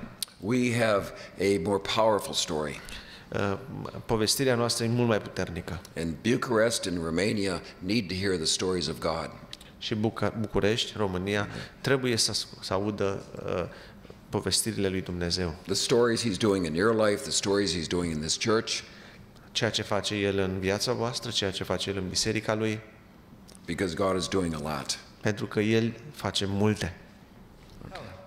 I would suggest that in the Christian life, in the scriptures, there is a huge mystery of God. Aș sugera să observați că în Scriptură este o mare taină a lui Dumnezeu. Yeah. And in that miracle for me, there is a mystery. Pentru mine, în acel miracol, este un mister. Yeah. And on a personal level, I'm very comfortable with the mystery of God. Și la nivel personal, eu, zice Steve, mă simt confortabil cu faptul că Dumnezeu lucrează pe căi misterioase, că nu-l înțeleg. And as the village farmer told me that story, I don't think that was important for him, whether it was a vision or whether it was real. Nu cred că pentru acel țăran din India a fost important dacă apariția lui Isus era reală sau era o vedenie. But he did feel the water on his leg. Dar el a simțit fierbințala apei pe piciorul lui. Yeah. And somewhere in my house I actually have a photo of that leg and this small, very neat scar. Și am făcut o poză cu cicatricea lui și undeva acasă am fotografia aceea. Yeah. I don't want to offend her, but I'd like to say that sometimes we get wrapped up in we don't see the forest through the trees. Da, uneori nu vedem pădurea din pricina copacilor, nu vedem minunea mare pentru că vrem să ne explicăm fiecare detaliu. Ok, bine. Te rog.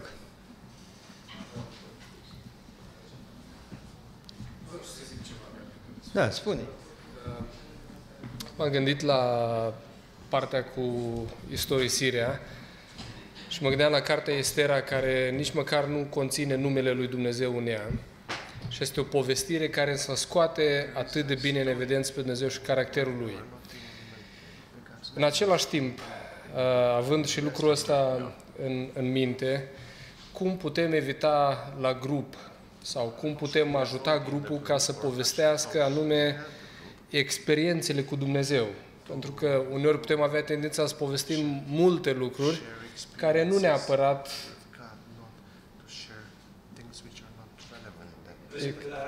îl arată pe Dumnezeu sau ne atrag atenția mai mult asupra noastră decât asupra lui Dumnezeu.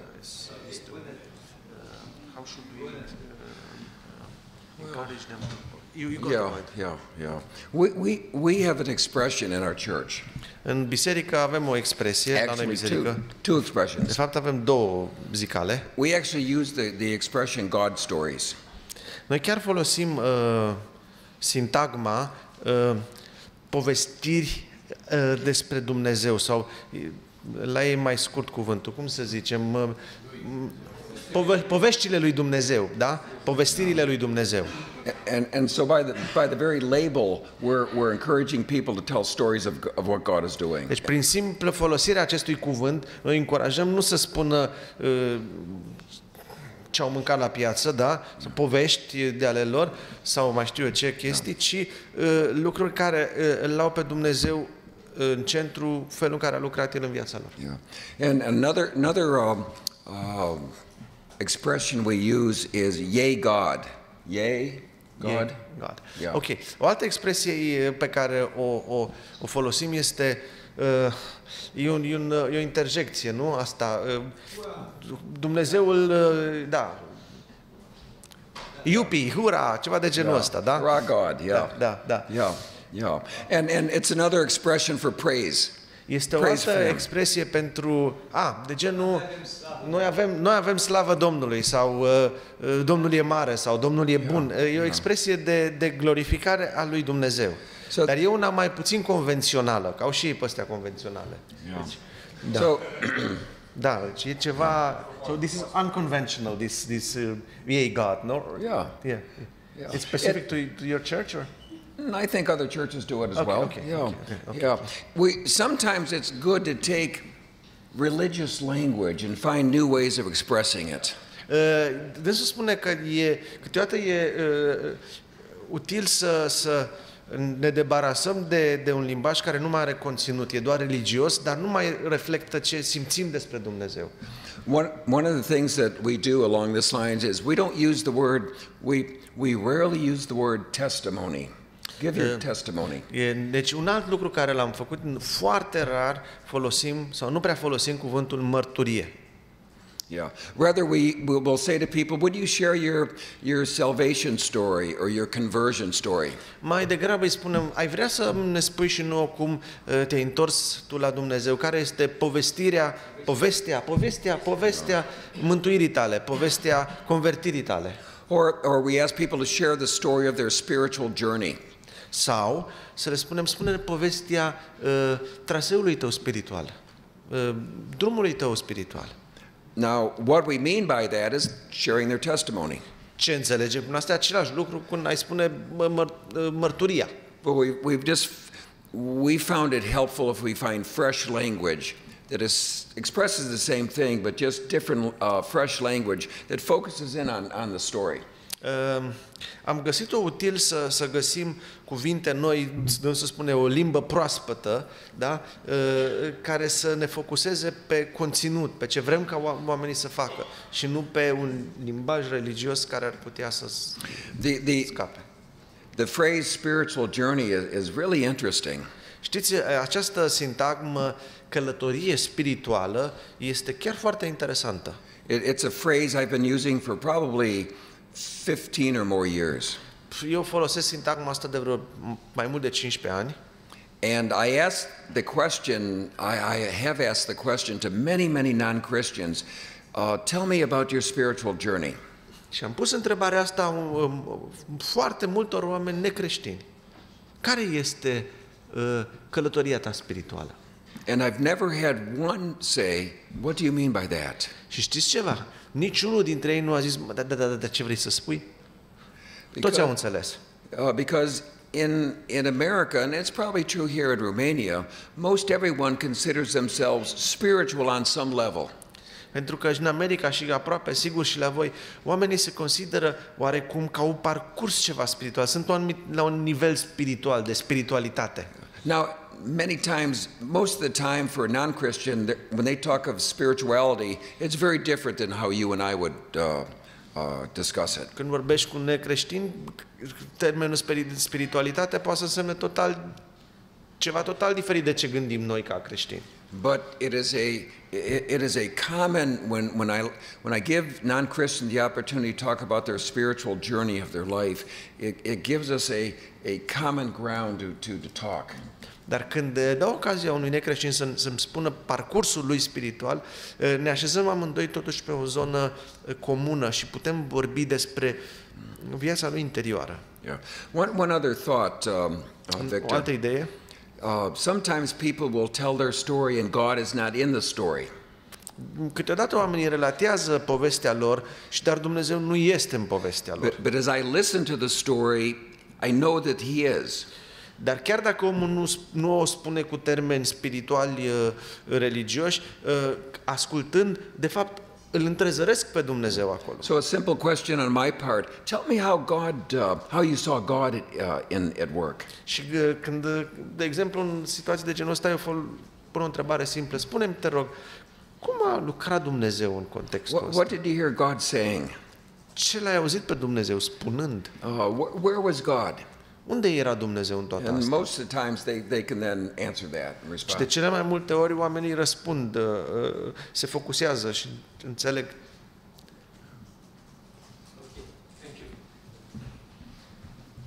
Haideți 5 minute pauză și Steve ar vrea să încheie cu o istorioară adevărată.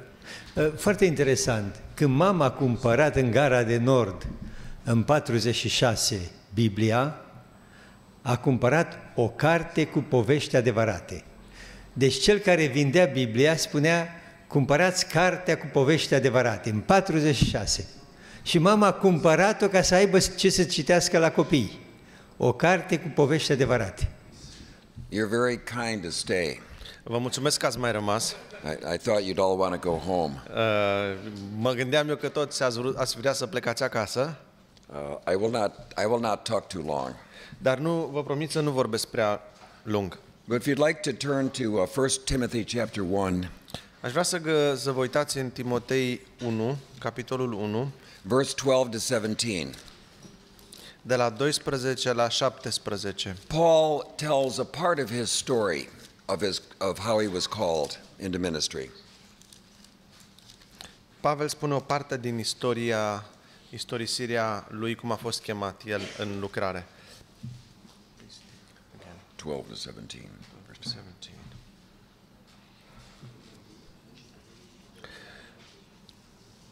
Deci, 1 Timotei 1, de la versetul 12 la 17. Mulțumesc lui Hristos Iisus, Domnul nostru, care mi-a dat putere, că m-a socotit vrednic de încredere și m-a pus în slujba Lui. Cu toate că mai înainte eram un hulitor, un prigonitor și un batjocoritor. Dar mi s-a arătat îndurare pentru că lucram din neștiință în necredință. Dar harul Domnului nostru s-a înmulțit peste măsură de mult, împreună cu credința și cu dragostea care este în Hristos Iisus. Adevărat și cu totul demn de primit este cuvântul acesta: Hristos a venit în lume ca să mântuiască pe cei păcătoși, dintre care cel dintâi sunt eu. Dar am căpătat îndurare, pentru ca Iisus Hristos să-și arate în mine, cel dintâi, toată îndelunga lui răbdare, ca un model celor care sunt gata să creadă în El, ca să primească viață veșnică. Așadar, a împăratului veacurilor, a nemuritorului, nevăzutului, singurului Dumnezeu, să fie cinstea și slava în vecii vecilor. Amin. Paul's talking about his call into ministry. Observați, Pavel vorbește despre chemarea lui în lucrare. And the foundation for his call wasn't his education. Fundamentarea chemării sale nu s-a bazat pe educația care o avea, It was not his denominational connection, nu a fost relația lui cu o anumită denominațiune, nor was it his intelligence, nu inteligența lui. although he had all of those. Cu toate că avea mult din toate acelea. But rather, it is out of the mercy of God. Ci el spune, e vorba de harul lui Dumnezeu. And he goes on to say he's the most unlikely of people to be in ministry. Și apoi continuă și spune, eu aș fi unul dintre cei mai puțin probabili să fie chemați în lucrare. He calls himself a blasphemer. Se numește pe el însuși un blasfemiator. And he reminds his readers that he was a persecutor of the church. Amintește celor care îl citesc că a fost un prigonitor. He hated God and he hated the Christians and the God of the Christians. I-a urât pe creștini și pe Dumnezeul lor. And yet, in the mercy of God, he found grace.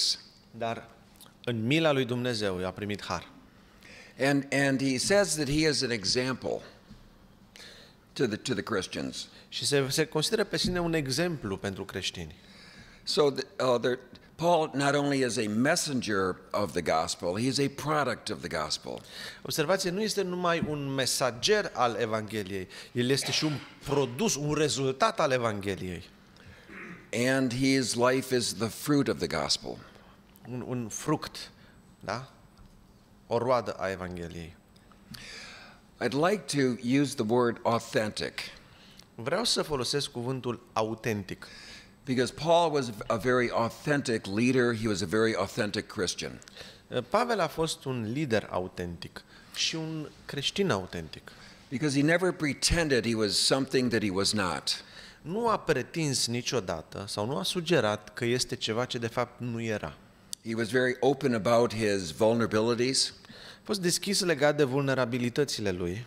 And he did not pretend that he was more spiritual than he really was. Nu a pretins că era la un nivel de spiritualitate mai înalt decât cel la care era.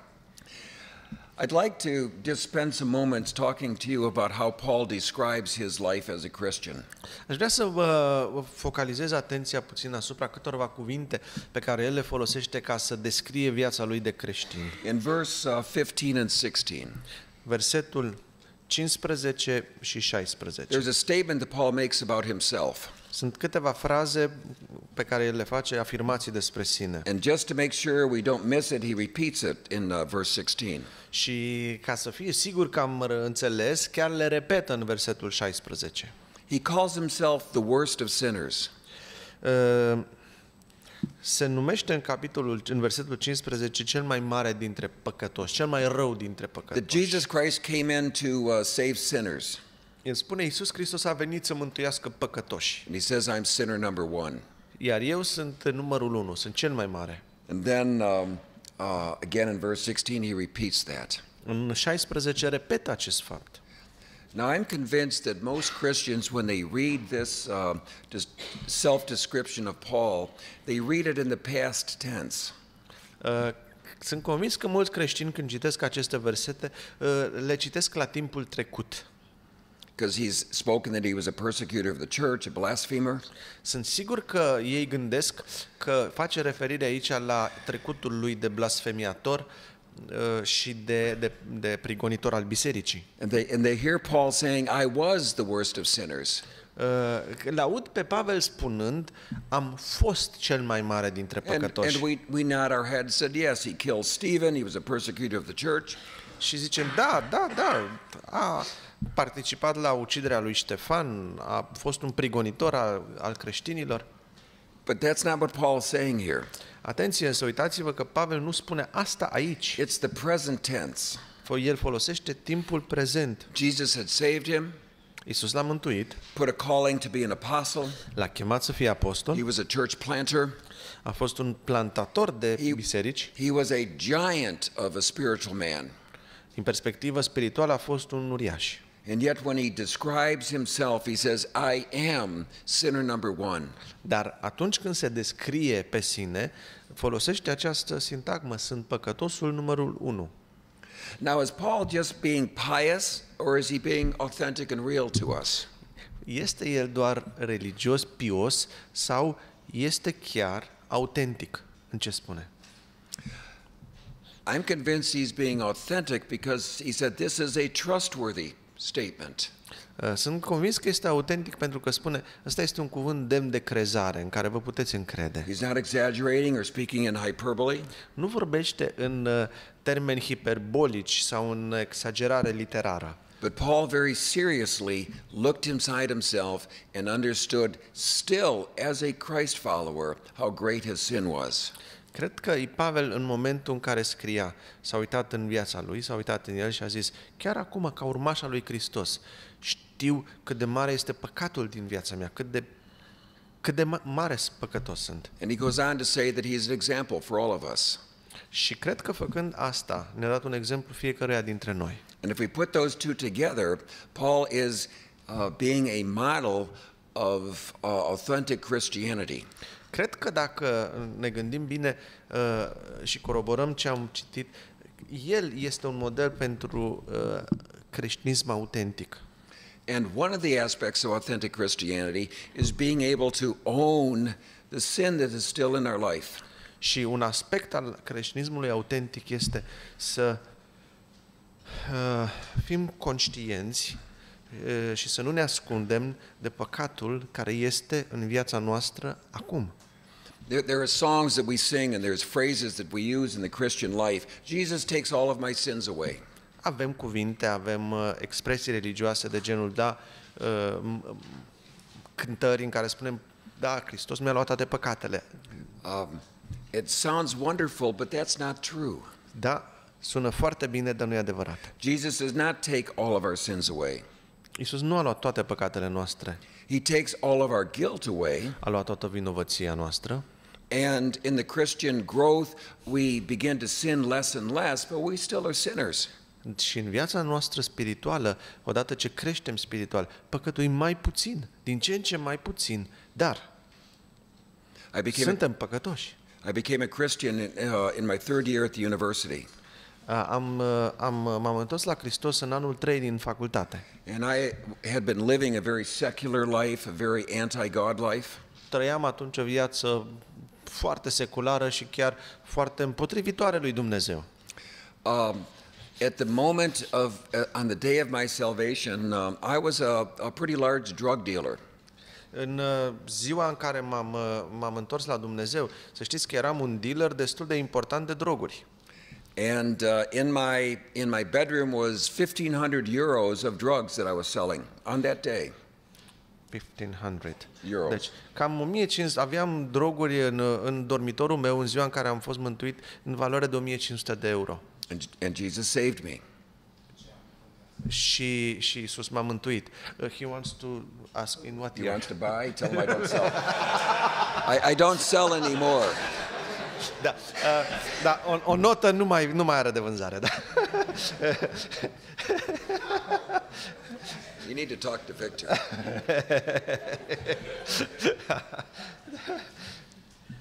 I lost my train of thought. He asked in what year? the value, in terms of value. Now it would be maybe much more. You don't know. You are not. Does it matter? Nu mai are nicio importanță. Da, nu mai are nicio importanță. Yeah. Da, dar nu mai are nicio importanță. It was the equivalent of 1 year cost in a university. Deci valoarea aceea era cam cât mă costa un an în universitate. At the time. 1500 de euro, nu știu cât era atunci. So I came to this moment where I surrendered my life to Jesus. Și a venit acel moment în care mi-am supus viața lui Hristos. And he wonderfully saved me. I became a new person. M-am mântuit într-un mod miraculos și sunt o altă persoană. I had a very dramatic moment face to face with God. Știți, a fost un moment foarte dramatic față în față cu Dumnezeu atunci. And he completely forgave me. Și m-a iertat în mod complet. But the sin that was in my life was exactly the same the moment before I was a Christian and the moment after I was a Christian. Nothing changed. Dar păcatul din viața mea a fost același și după ce m-am întors la Dumnezeu. Nu s-a întâmplat ceva instantaneu. But on that night I became a forgiven sinner. În noaptea aceea am fost însă un păcătos iertat. I was a sinner who, by grace, now had a relationship with Christ. Un păcătos care acum, prin har, are o relație cu Dumnezeu. I was a sinner who now had the Spirit of God living inside me. Un păcătos care, prin harul lui Dumnezeu, are pe Duhul Sfânt în viața lui. But if we would quantify that sin, it was still there. Dar dacă ar fi să cuantificăm acest păcat, da, era încă acolo.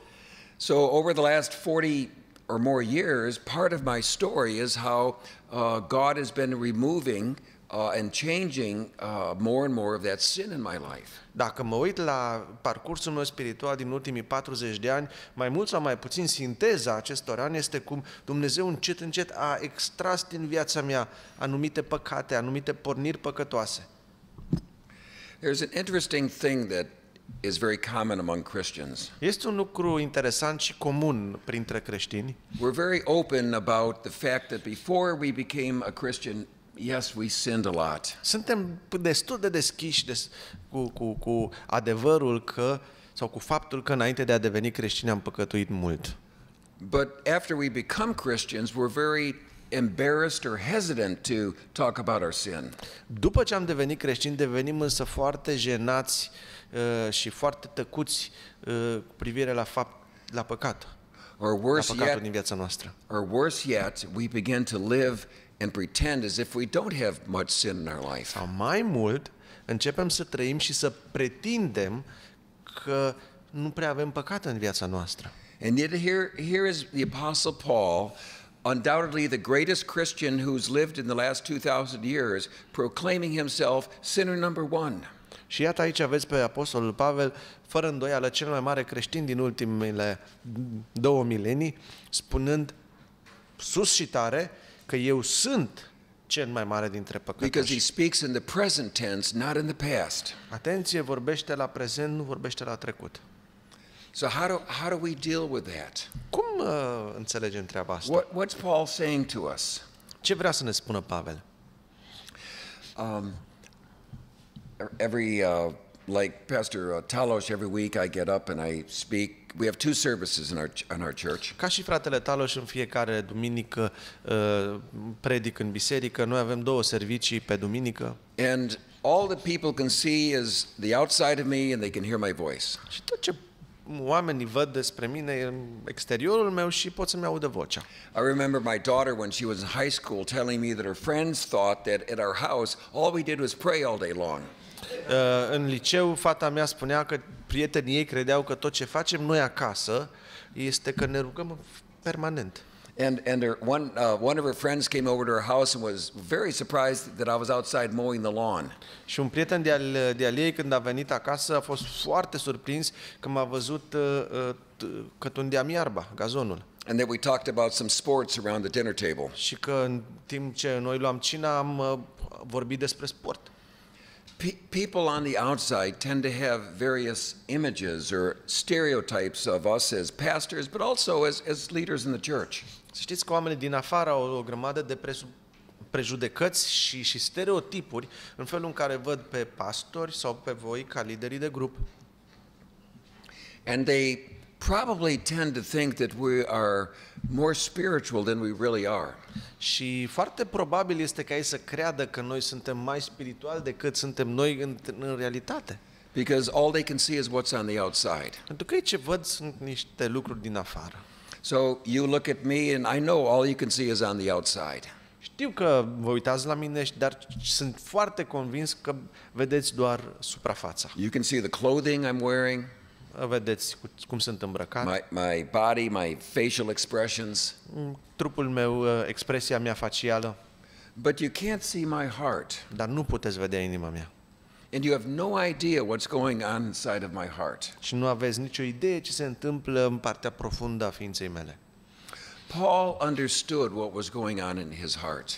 Pavel a înțeles bine ce se întâmpla în inima lui. And Paul, as he looked inside, saw a great battle taking place. Când s-a uitat în viața lui, Pavel a văzut un conflict, o bătălie.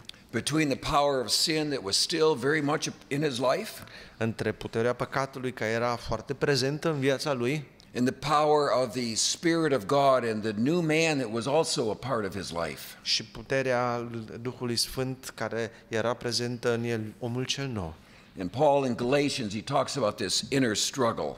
În Galateni, Pavel vorbește despre această luptă internă. It's a struggle that all of us experience, and we know very clearly what it goes on. Și este o luptă pe care o ducem fiecare dintre noi dacă suntem sinceri și o recunoaștem. And as Paul looked inside, what Paul understood was a huge darkness and power of sin. Pavel, când s-a uitat înăuntru, a văzut un imens întuneric și o putere mare a păcatului. And in this passage, he gives God all the credit because of God's mercy and God's work in his life that he wasn't still a blasphemer and a persecutor of the church. În pasajul acesta el glorifică pe Dumnezeu pentru harul care l-a manifestat în viața lui și care l-a adus în poziția să nu mai fie un blasfemiator și unul care a persecutat biserica. And one of the great problems in the church is that we all face tremendous pressure to pretend we're something spiritual that we really aren't.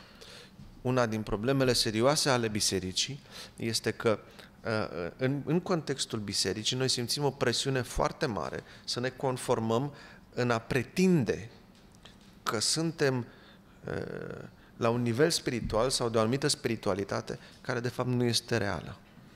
And we become spiritually dishonest with ourselves, with others, and ultimately with God. Și nu suntem onești spirituali cu noi, cu alții și în final inclusiv cu Dumnezeu. Because we're afraid to admit that we struggle spiritually, we're afraid to admit that we fail spiritually. Pentru că ne e frică să recunoaștem că avem lupte spirituale, ne e frică să recunoaștem că avem eșecuri spirituale.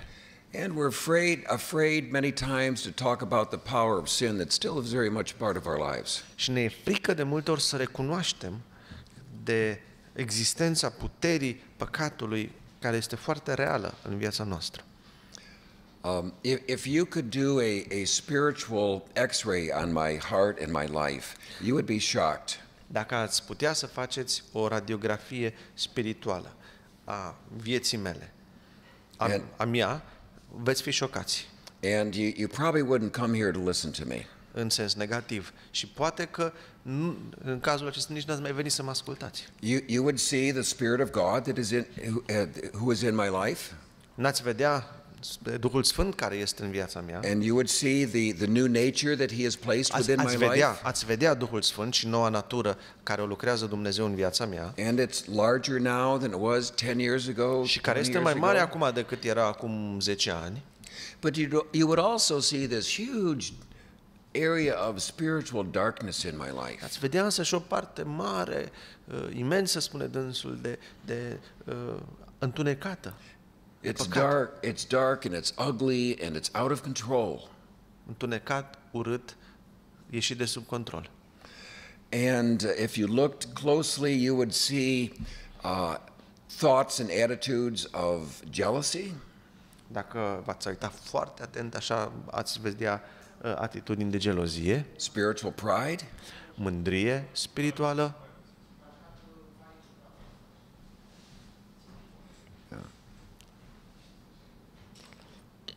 Okay. It's okay. Yeah. Deci mândrie spirituală, gelozie. Yeah. You would hear lies that go on in my head that sometimes come out of my mouth. Ați vedea minciuni care sunt în mintea mea, în inima mea și care câteodată ajung să fie spuse. You would see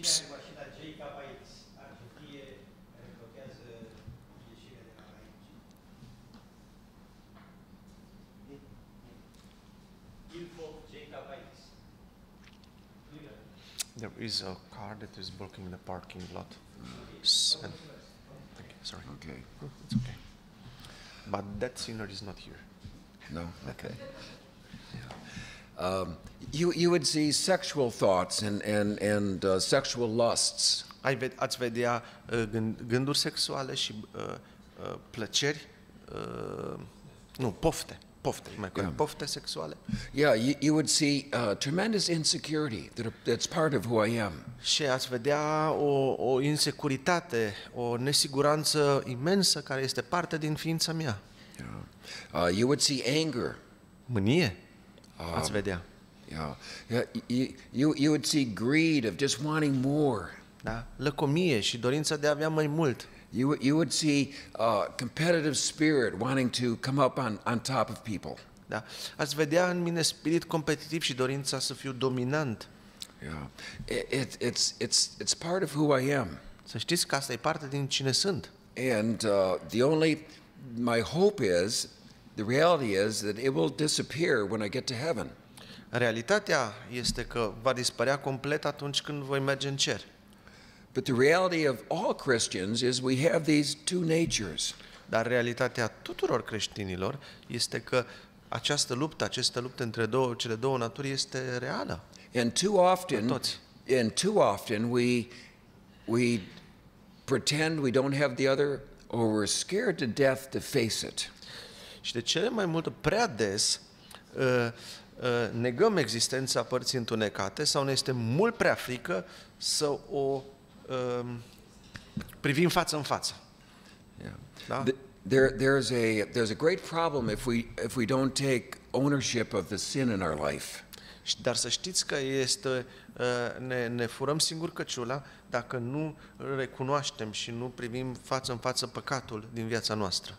The changes that God wants to make are minimized because He only changes what I can admit to and confess. Pentru că în felul acesta nu-i permitem lui Dumnezeu să facă schimbări profunde în viața noastră. But the second is we portray a very false image of Christianity. În al doilea rând, însă, în felul acesta îi proiectăm, facem un portret foarte neadevărat al ce înseamnă un urmaș al lui Hristos. That somehow Christianity is this wonderful life where we have no inner struggles. Cumva proiectăm ideea că viața creștină este una de reclamă la pastă de dinți, unde n-ai niciun fel de probleme. Or when there's struggles, we always win the struggle.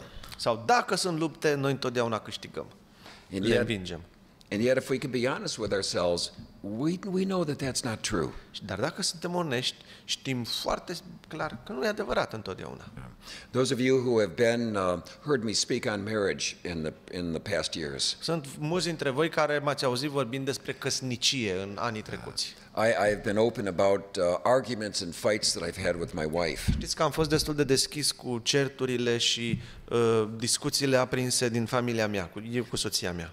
In my own church, I've had people come up and say, Pastor Steve, that must be very hard for you to talk about the arguments you have at home. În biserica mea au fost oameni care mi-au zis, frate Steve, cred că ți-e foarte greu să recunoști de certurile care le ai acasă în familie. And my response is always, it's not hard at all. Și răspunsul meu este nu e greu deloc. Because the one thing I know is that all of us who married, we have fights and arguments. Pentru că știu foarte bine că toți cei care suntem căsătoriți avem aceste lupte și dispute acasă. Can any of us say we've lived with our spouse for any length of time and not had a stupid argument? Poate cineva să zică noi trăim de atâta timp împreună și n-am avut niciodată o ceartă prostească cu soția? This sinful nature and how it manifests itself in our life is universal to all of us. Natura noastră păcătoasă și manifestarea ei este un fapt general, universal și ea este o realitate a experienței noastre creștine. And as leaders, we fall into the temptation of not opening up to others about our sinful nature. Ca lideri putem ușor pica în capcana să nu ne deschidem față de alții în a arăta că noi înșine suntem păcătoși, vulnerabili și natura noastră păcătoasă își face câteodată de cap. For a couple reasons.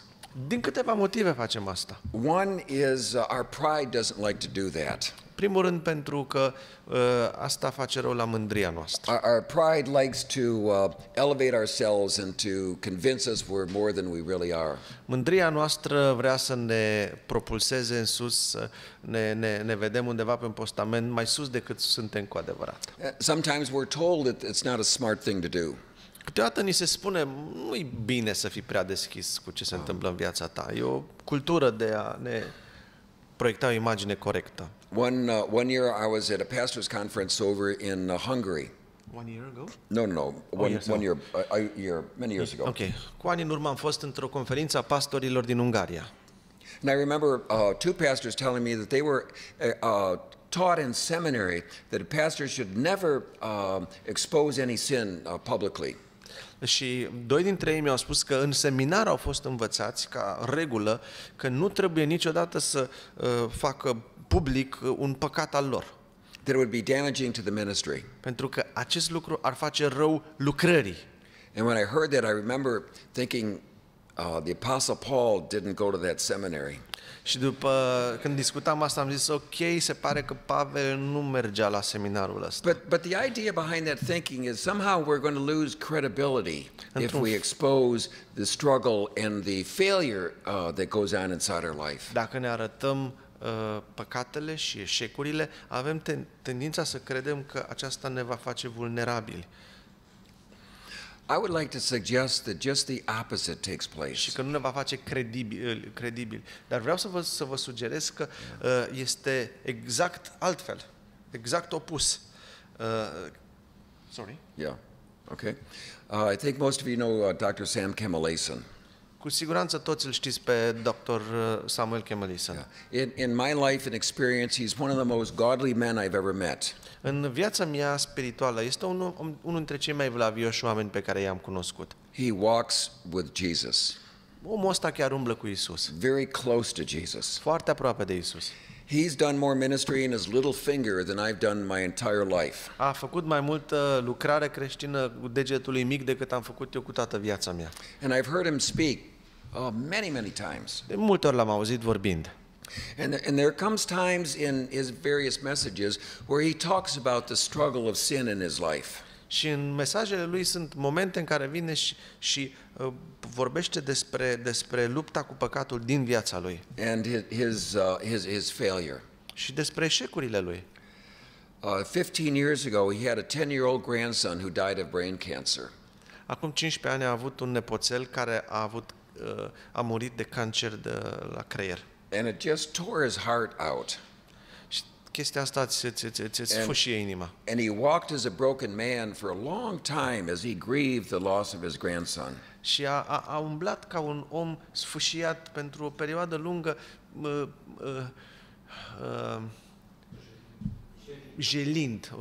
jelind moartea nepotului lui. And he had all kinds of emotions that came out of the loss of his grandson. A avut tot soiul de stări emoționale care au pornit din această experiență And so I've heard him share that the struggle, the internal struggle that he had as he tried to walk with God with that loss. Și l-am auzit împărtășind această luptă care a avut-o în urma experienței respective. And when he opened up his heart to the congregation, it wasn't pretty. Atunci când și-a deschis inima în fața celor care le-a vorbit, n-a fost frumos. He didn't have any answers. Nu a. You said it wasn't pretty? It was not the inside. When he opened up his heart, it wasn't pretty to look at. Okay. Yeah. And? He did not have answers. Deci nu a arătat în interiorul lui ceva frumos, aranjat, ci ceva care nu arăta bine, dar și nu a avut răspunsuri. And there were a lot of negative emotions. Au fost o serie întreagă de sentimente, de emoții negative. And I remember him sharing that. Și mi-aduc aminte când el a împărtășit asta. And as I listened to him sharing his vulnerability and his weakness, când îl ascultam împărtășindu-și vulnerabilitatea și slăbiciunea, I didn't think less of him. I thought more of him. să știți că în imaginea lui el nu a scăzut în ochii mei, din contră, a crescut. My perspective on him rose. A crescut în ochii mei. Because I admired this inner strength that he had to be vulnerable. Am admirat puterea lui de a fi vulnerabil, puterea lui interioară de a fi vulnerabil, de a se face vulnerabil și de a fi autentic. I also was greatly encouraged. Pe de altă parte m-a încurajat foarte tare. By his weakness. slăbiciunea care o mărturisea. And it goes like this. Și uitați cam cum merge treaba asta. This giant, this spiritual giant that I so admire. Un uriaș spiritual pe care îl admir foarte mult, Who walks so close with Jesus. care umblă așa de aproape cu Hristos, He struggles. se luptă. He does not have answers. Câteodată e buimac, n-are răspunsuri. And he has a lot of pain in his life. Are o grămadă de durere în viața lui. And yet I also know he continues to walk with Jesus. Pe de altă parte știu că asta nu-l face să, în contextul ăsta, el totuși umblă cu Hristos. And that encourages me because I know many times in my life I have pain and questions. Și asta mă încurajează pe mine, pentru că și eu de multe ori știu că în viața mea am durere, am întrebări. And a heart full of confusion. Și o inimă plină de confuzie. And if the spiritual giant has those and continues on, that gives me hope and Și dacă îl văd encouragement. pe omul acesta care e un uriaș spiritual, că trece la fel prin aceste încercări și merge înainte, mă încurajează și pe mine să merg înainte. It's the grace of God. Este harul lui Dumnezeu. Somewhere we get this thinking that we must present ourselves as almost perfect to the non-Christians. De multe ori avem iarăși tendința că trebuie să ne prezentăm ca și perfecți în fața celor care nu sunt creștini. I long ago realized how unproductive that is. Cu mult timp în urmă am realizat cât de neproductivă este această atitudine. Non-Christians aren't looking for perfect people.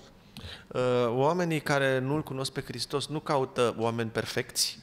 I think they're looking for authentic people. Eu cred că îi caută oameni autentici, adevărați.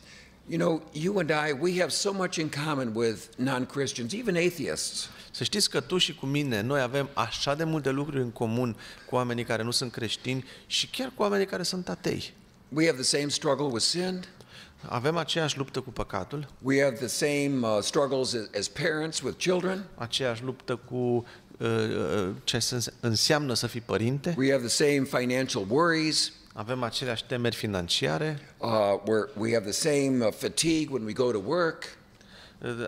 aceeași rutină câteodată a muncii, The same frustrations as we drive through the traffic of Bucharest. aceeași frustrare când ne taie cineva calea în București, We have the same hopes for our children. aceleași speranțe pentru We copii. have so much in common with even atheists. Așa de multe lucruri avem în comun, inclusiv cu atei.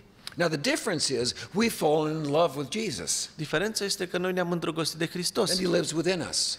și El trăiește în noi. But there still is so much. Dar sunt așa de multe lucruri care ne plasează într-un plan comun cu ei. And I have found that when I talk to non-Christians, I often talk about my own struggle with sin. Știți, m-am aflat sau mă găsesc pe mine însumi în postura în care de multe ori când vorbesc cu necreștinii, vorbesc despre lupta mea personală cu păcatul. And never once have I had one run out of my office. Și niciodată nu mi s-a întâmplat ca în urma unei asemenea discuții vreun necreștin să plece din biroul meu. Saying that he's shocked Spune, sunt șocat. or disappointed at Sau Christians. sunt dezamăgit de creștini. I think non-Christians have a much more realistic view of who we are than we do many Cred times. că de multe ori necreștinii au o imagine mult mai realistă despre cine este omul, cine sunt ei, decât avem noi creștinii. They see us at work.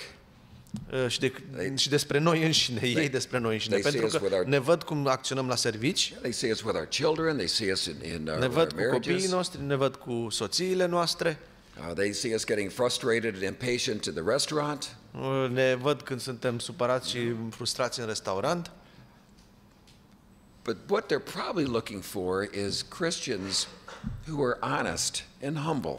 Dar cred că ce caută ei să vadă sunt creștini care sunt onești și smeriți. And we would do ourselves much better, as well as the world much better, if we would let go of this false image that somehow we have to present ourselves as having all of our problems solved.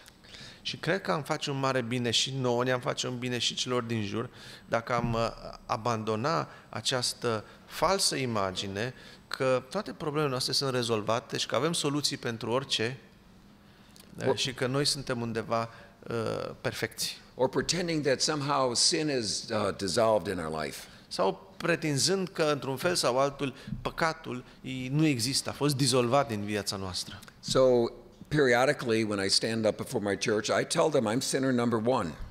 Din când în când în biserica unde sunt, le spun bisericii că eu sunt cel mai mare păcătos. That I'm an expert at sin.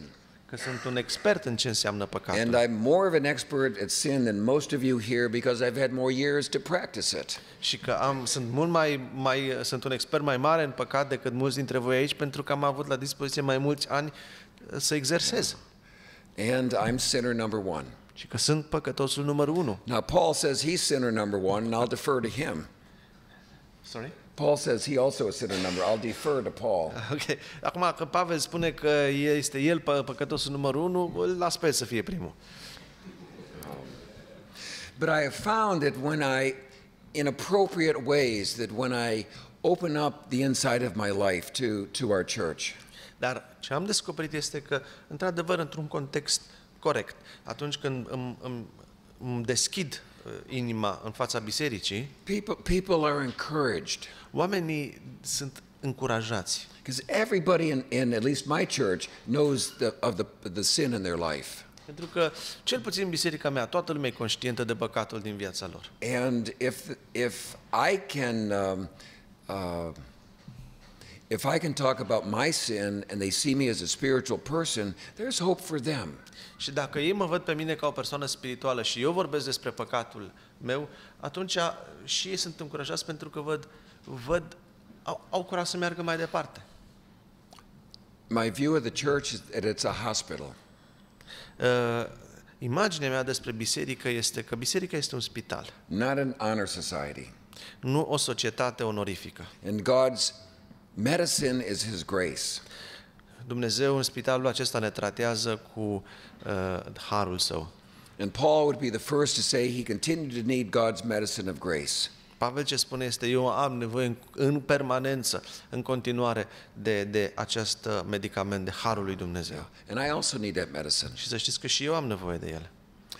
And if we as small group leaders can develop a spiritual environment in our small groups, Dacă noi ca lideri în grupurile noastre putem să dezvoltăm o atmosferă spirituală where it's safe in appropriate ways to divulge the darkness within, unde este safe, în sensul că este sigur, se poate ca oamenii să-și deschidă inima și să se vadă întunericul din viața lor, where people can be loved and supported and encouraged in the midst of their failure, unde oamenii pot să fie iubiți, încurajați, sprijiniți în ciuda sau în mijlocul eșecurilor lor. there will be people waiting at the door of your small group to get in. Dacă această atmosferă, să știți că va fi coadă la ușa voastră ca oamenii să vină la grup. What we find in America, and it's probably the same here, Ce vedem noi în state, și cred că e la fel și la voi, is there's no safe place to be able to say, this is who I am, failure and all, darkness and all. este că nu prea e un loc sigur în care omul să poată spune, ăsta sunt eu cu adevărat, astea sunt eșecurile mele, asta e întunericul din mine. And that's precisely the Church of Jesus Christ as God designed it. Locul pe care Dumnezeu l-a proiectat să fie acela unde omul să poată face asta este Biserica lui Hristos. And the genius of the small group is it gives us an opportunity to have that love and the support and the safety because of grace to be able to collect for sinful people to gather together and grow together. Și grupul mic are șansa aceasta că se poate crea acolo atmosfera unde oameni obișnuiți, simpli, pot să crească, să se sprijinească împreună, spiritual. Yeah. And as a small group leader, you have the opportunity to model that. Ca lider spiritual, ca lider de grup mic, aveți oportunitatea să modelați grupul în felul acesta, să creați acest gen de atmosferă. And as the leader models that, others will say, it must be a safe place then for me to share my inner struggle, my failure, my sin. Dacă liderul este cel care se deschide și își arată eșecurile, atunci și cei vor spune, dacă el face asta, ea face asta, atunci e safe ca și eu să mă pot deschide. And sadly, it's been said of Christians that we are the only army in the world that kills and shoots our wounded. Din păcate, ce se spune despre creștini este că suntem singura armată din lume care își împușcă răniții. And sadly, there's many Christians who have been vulnerable, have shared their struggle with sin, and they have been they have been rejected. They've suffered from other Christians because of that. Din păcate au fost oameni care s-au deschis și cu eșecurile, cu păcatele, cu problemele lor și ca atare supersfinții i-au scos din context, i-au scos din biserică. But it doesn't have to be that way. Dar nu asta este ce vrea Dumnezeu.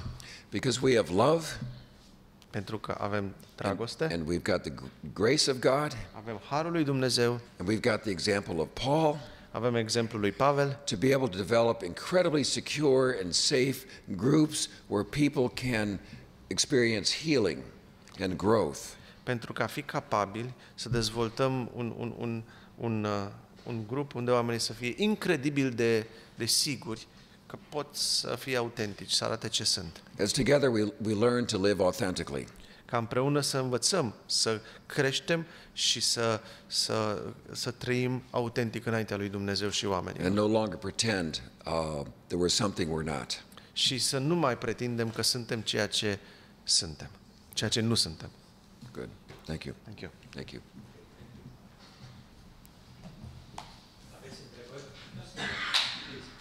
There are questions. Sunt totuși păcate care ar trebui să facă pe un lider să se retragă pentru un timp. Are there sins that could make a leader, could put in a leader in a position to step down for a while? Să se retragă ca și lider? Da, ca și lider. As from a leadership position. There may be. There may be. Ar putea fi. All of us need wisdom in terms of what we share and what context we share. Avem nevoie de înțelepciune toți să știm în ce context împărtășim și ce împărtășim. There are plenty of my sins that I'll never share on Sunday morning. Sunt multe din păcatele mele despre care nu o să vorbesc în fața unui public duminică It would dimineața. not be wise, it would not be helpful. N-ar fi înțelept și nici n-ar ajuta pe nimeni. But in my small group I'll share some more of those, but I don't share all of that. Dar în grupul meu pot să spun mai multe lucruri despre mine, negative, dar nu tot, iarăși. And while it's not a simple answer, we need wisdom to know what to share and where and when to share it. Nu am o rețetă pentru tine, dar într-adevăr ne trebuie înțelepciune să știm ce împărtășim și cum împărtășim. Yeah. Și în ce context. The question was any sin might disqualify somebody from being a leader. Asta e întrebarea. Dacă aplicăm disciplina bisericească. If there are sins that can disqualify a leader. That would be your church board and your pastor would have to answer that one. La întrebarea asta trebuie să răspundă Așa e. frate. De-aia și venit aici, că am simțit că trebuie să răspund și eu. Ok. Cred că mai ales vremea care o trăim noi acum, poate că într-un fel se aseamănă foarte mult cu vremea din timpul Domnului Iisus și a apostolilor.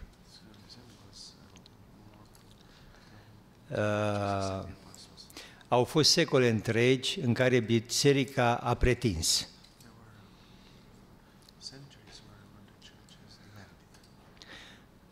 Secole întregi în care biserica a jucat pe teren propriu, acasă. Acum cineva a spus, jucăm în deplasare. Suntem în mijlocul unei societăți care se întreabă ce au făcut creștinii în secolul 20, de au fost 2 războaie mondiale. Și multe alte întrebări. Și atunci oamenii, când eu am început slujirea, întrebarea era, e adevărat ce spui? Acum nu-i mai interesează pe oameni dacă e adevărat sau nu. Acum întreabă, e real? Vor să vadă autenticitate în viața noastră. Ok, asta în relația cu lumea. Dar în relația cu noi înșine, în acele ispite, păcate, căderi, în care Domnul ne dă har să le biruim, da? Sau din care încă n-am ieșit. Sunt unele în care trebuie să cerem ajutorul câtorva persoane, 1, 2, da? Să cerem ajutor. Toți cei care au venit să-mi împărtășească mie ca păstor, poate și într-un context din ăsta ortodox în care merg la preot să împărtășească, așa, am căutat să-i încurajez și niciodată n-am făcut public păcatul respectiv. Problema este dacă cineva continuă să trăiască într-un păcat, nu se poate desprinde, nu apelează la ajutorul altora ca să fie biruitor. Cel mai înțelept lucru este să spună mă retrag și nu mai slujesc aici o vreme. Nu mai slujesc o vreme. Acum, la noi există o teamă că dacă cineva se deschide la grup, biserica ia imediat o măsură disciplinară, îl pune deoparte și s-a terminat cu orice implicare în slujire. Eu am fost întrebat de ce accepți pe cineva care a trecut printr-un divorț și o recăsătorire. De ce accepți să slujească în biserică? Și vorbind de acea călătorie spirituală, eu nu zic că asta este norma. Eu spun înțelegerea mea.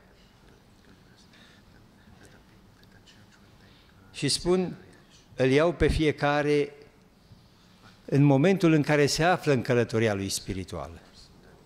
În momentul în care se află. Dacă el a trecut printr-o împietrire a inimii, a divorțat, s-a recăsătorit. Dau un exemplu. Dar astăzi, prin cercetarea Harului lui Dumnezeu, e un alt om, da? E un alt om, nu-l pun la index să stea undeva deoparte, să nu-i se mai permită să facă nimic în biserică. Să nu mai facă nimic. Asta e înțelegerea mea. Foarte mulți din colegii mei nu vor fi de acord cu mine. Vorbesc de păstorii baptiști. Nu vor fi de acord. Dar eu vă mărturisesc înțelegerea care o am și putem discuta și textele biblice pentru asta. Dar una din cele mai mari piedici în calea unei vieți autentice este ce spunea Steve mai devreme, această pretenție. Pretindem că suntem. Și mai este încă una, plăcerea de a bârfi. Duceți-vă prin satele românești și veți vedea babele stând pe marginea satului, dar nu numai ele, și bărbați, și femei, și stând și discutând despre toți din sat. Acest obicei a fost transferat, așa a pătruns lumea în biserică. Discutând despre cutare și despre cutare și despre cutare, să ne rugăm pentru cutare că uită ce păcătos e. și eu sunt mai spiritual că mă rog pentru el, deci eu mă trag de șireturi și mă ridic în sus, da? Ca să-l cobor pe el. Cred că una din cele mai mari pagube în bisericile noastre este lipsa acelui loc safe, acelui loc de siguranță în care omul să-și spună durerea, necazul, luptele, înfrângerile. Sigur, cum a spus Steve, cu acea înțelepciune de a zi, deci dacă ai nevoie de sprijinul cuiva, nu te ridici în plină biserică și spui, fraților, uite ce fac eu. Te duci la cineva care are maturitate spirituală să te ajute în lupta aceea. Dar noi avem o cântare de care de multe ori mi-aduc aminte. Și cântarea aceasta exprimă foarte bine mentalitatea bisericilor evanghelice, baptiste, penticostale și așa mai departe. Creștini după Evanghelie, toate bisericile evanghelice. Am învățat-o când eram copil de la părinții mei. Deci e o chestie veche, vine așa din decenii, da? Chiar poate din secolul trecut. Nu mai spune-a ta durere, frate, nimănui, povestește-ți tot necazul numai Domnului. Adică izolează-te de biserică, izolează-te de frați și nu le spune durerea ta, problemele tale, frământările tale. Povestește-le numai Domnului. Și aceasta este măsura spiritualității. Ei, în această situație, biserica nu mai este acel laborator în care Duhul lui Dumnezeu ne formează, ne crește. Odată la un congres am dat-o pe Cleo și pe Bogdan, ca exemplu și pe soția lui Bogdan. Când a venit Cleo la popa Rusu, pentru mine a fost un șoc să se ridice public și să spună fraților, Mirela, mâine trebuie să meargă, sau zilele astea trebuie să meargă la spital să facă curetaj. Rugați-vă pentru ea. Când a zis vorba asta, pentru mine a fost un șoc. Cum a îndrăznit să spună așa problemă în biserică? Nici n-am întrebat-o pe Cleo, ce ai vrut să zici cu asta? Nici n-am întrebat-o. Era însă în biserică o tânără care avea probleme cu soțul ei, nu vine de obicei la ora de rugăciune joi seara, avea probleme cu soțul ei și a venit la biserică ca să stăm de vorbă la terminarea serviciului divin. Și când a auzit cererea lui Cleo, s-a dus la Bogdan și a spus, sau la tine, s-a dus la Cleo și a spus, dacă niciun medic nu vrea să-și asume responsabilitatea pentru această sarcină, eu cunosc un medic care poate să-și asume această responsabilitate. Așa că Teo, nepoțelul de care are astăzi grijă Cleo,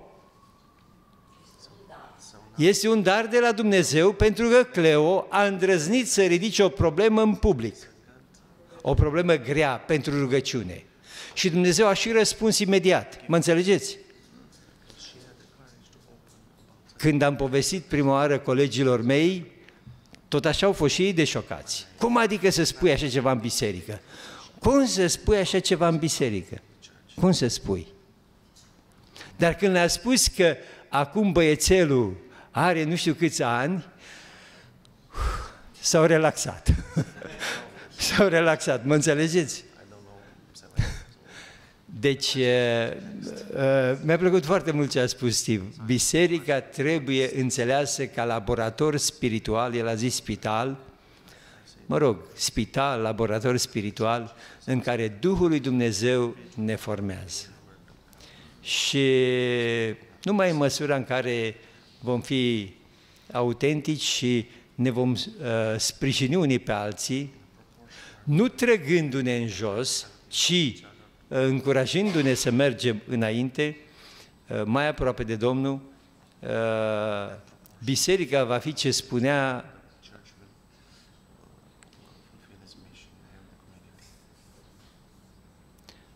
John Wesley, fondatorul metodismului. El zicea, cea mai mare dovadă a existenței lui Dumnezeu e biserica, această comunitate de credință, în care oamenii sunt într-adevăr schimbați. Harul lui Dumnezeu îi schimbă. E cea mai puternică dovadă în fiecare generație. În fiecare generație, cea mai puternică dovadă a existenței lui Dumnezeu.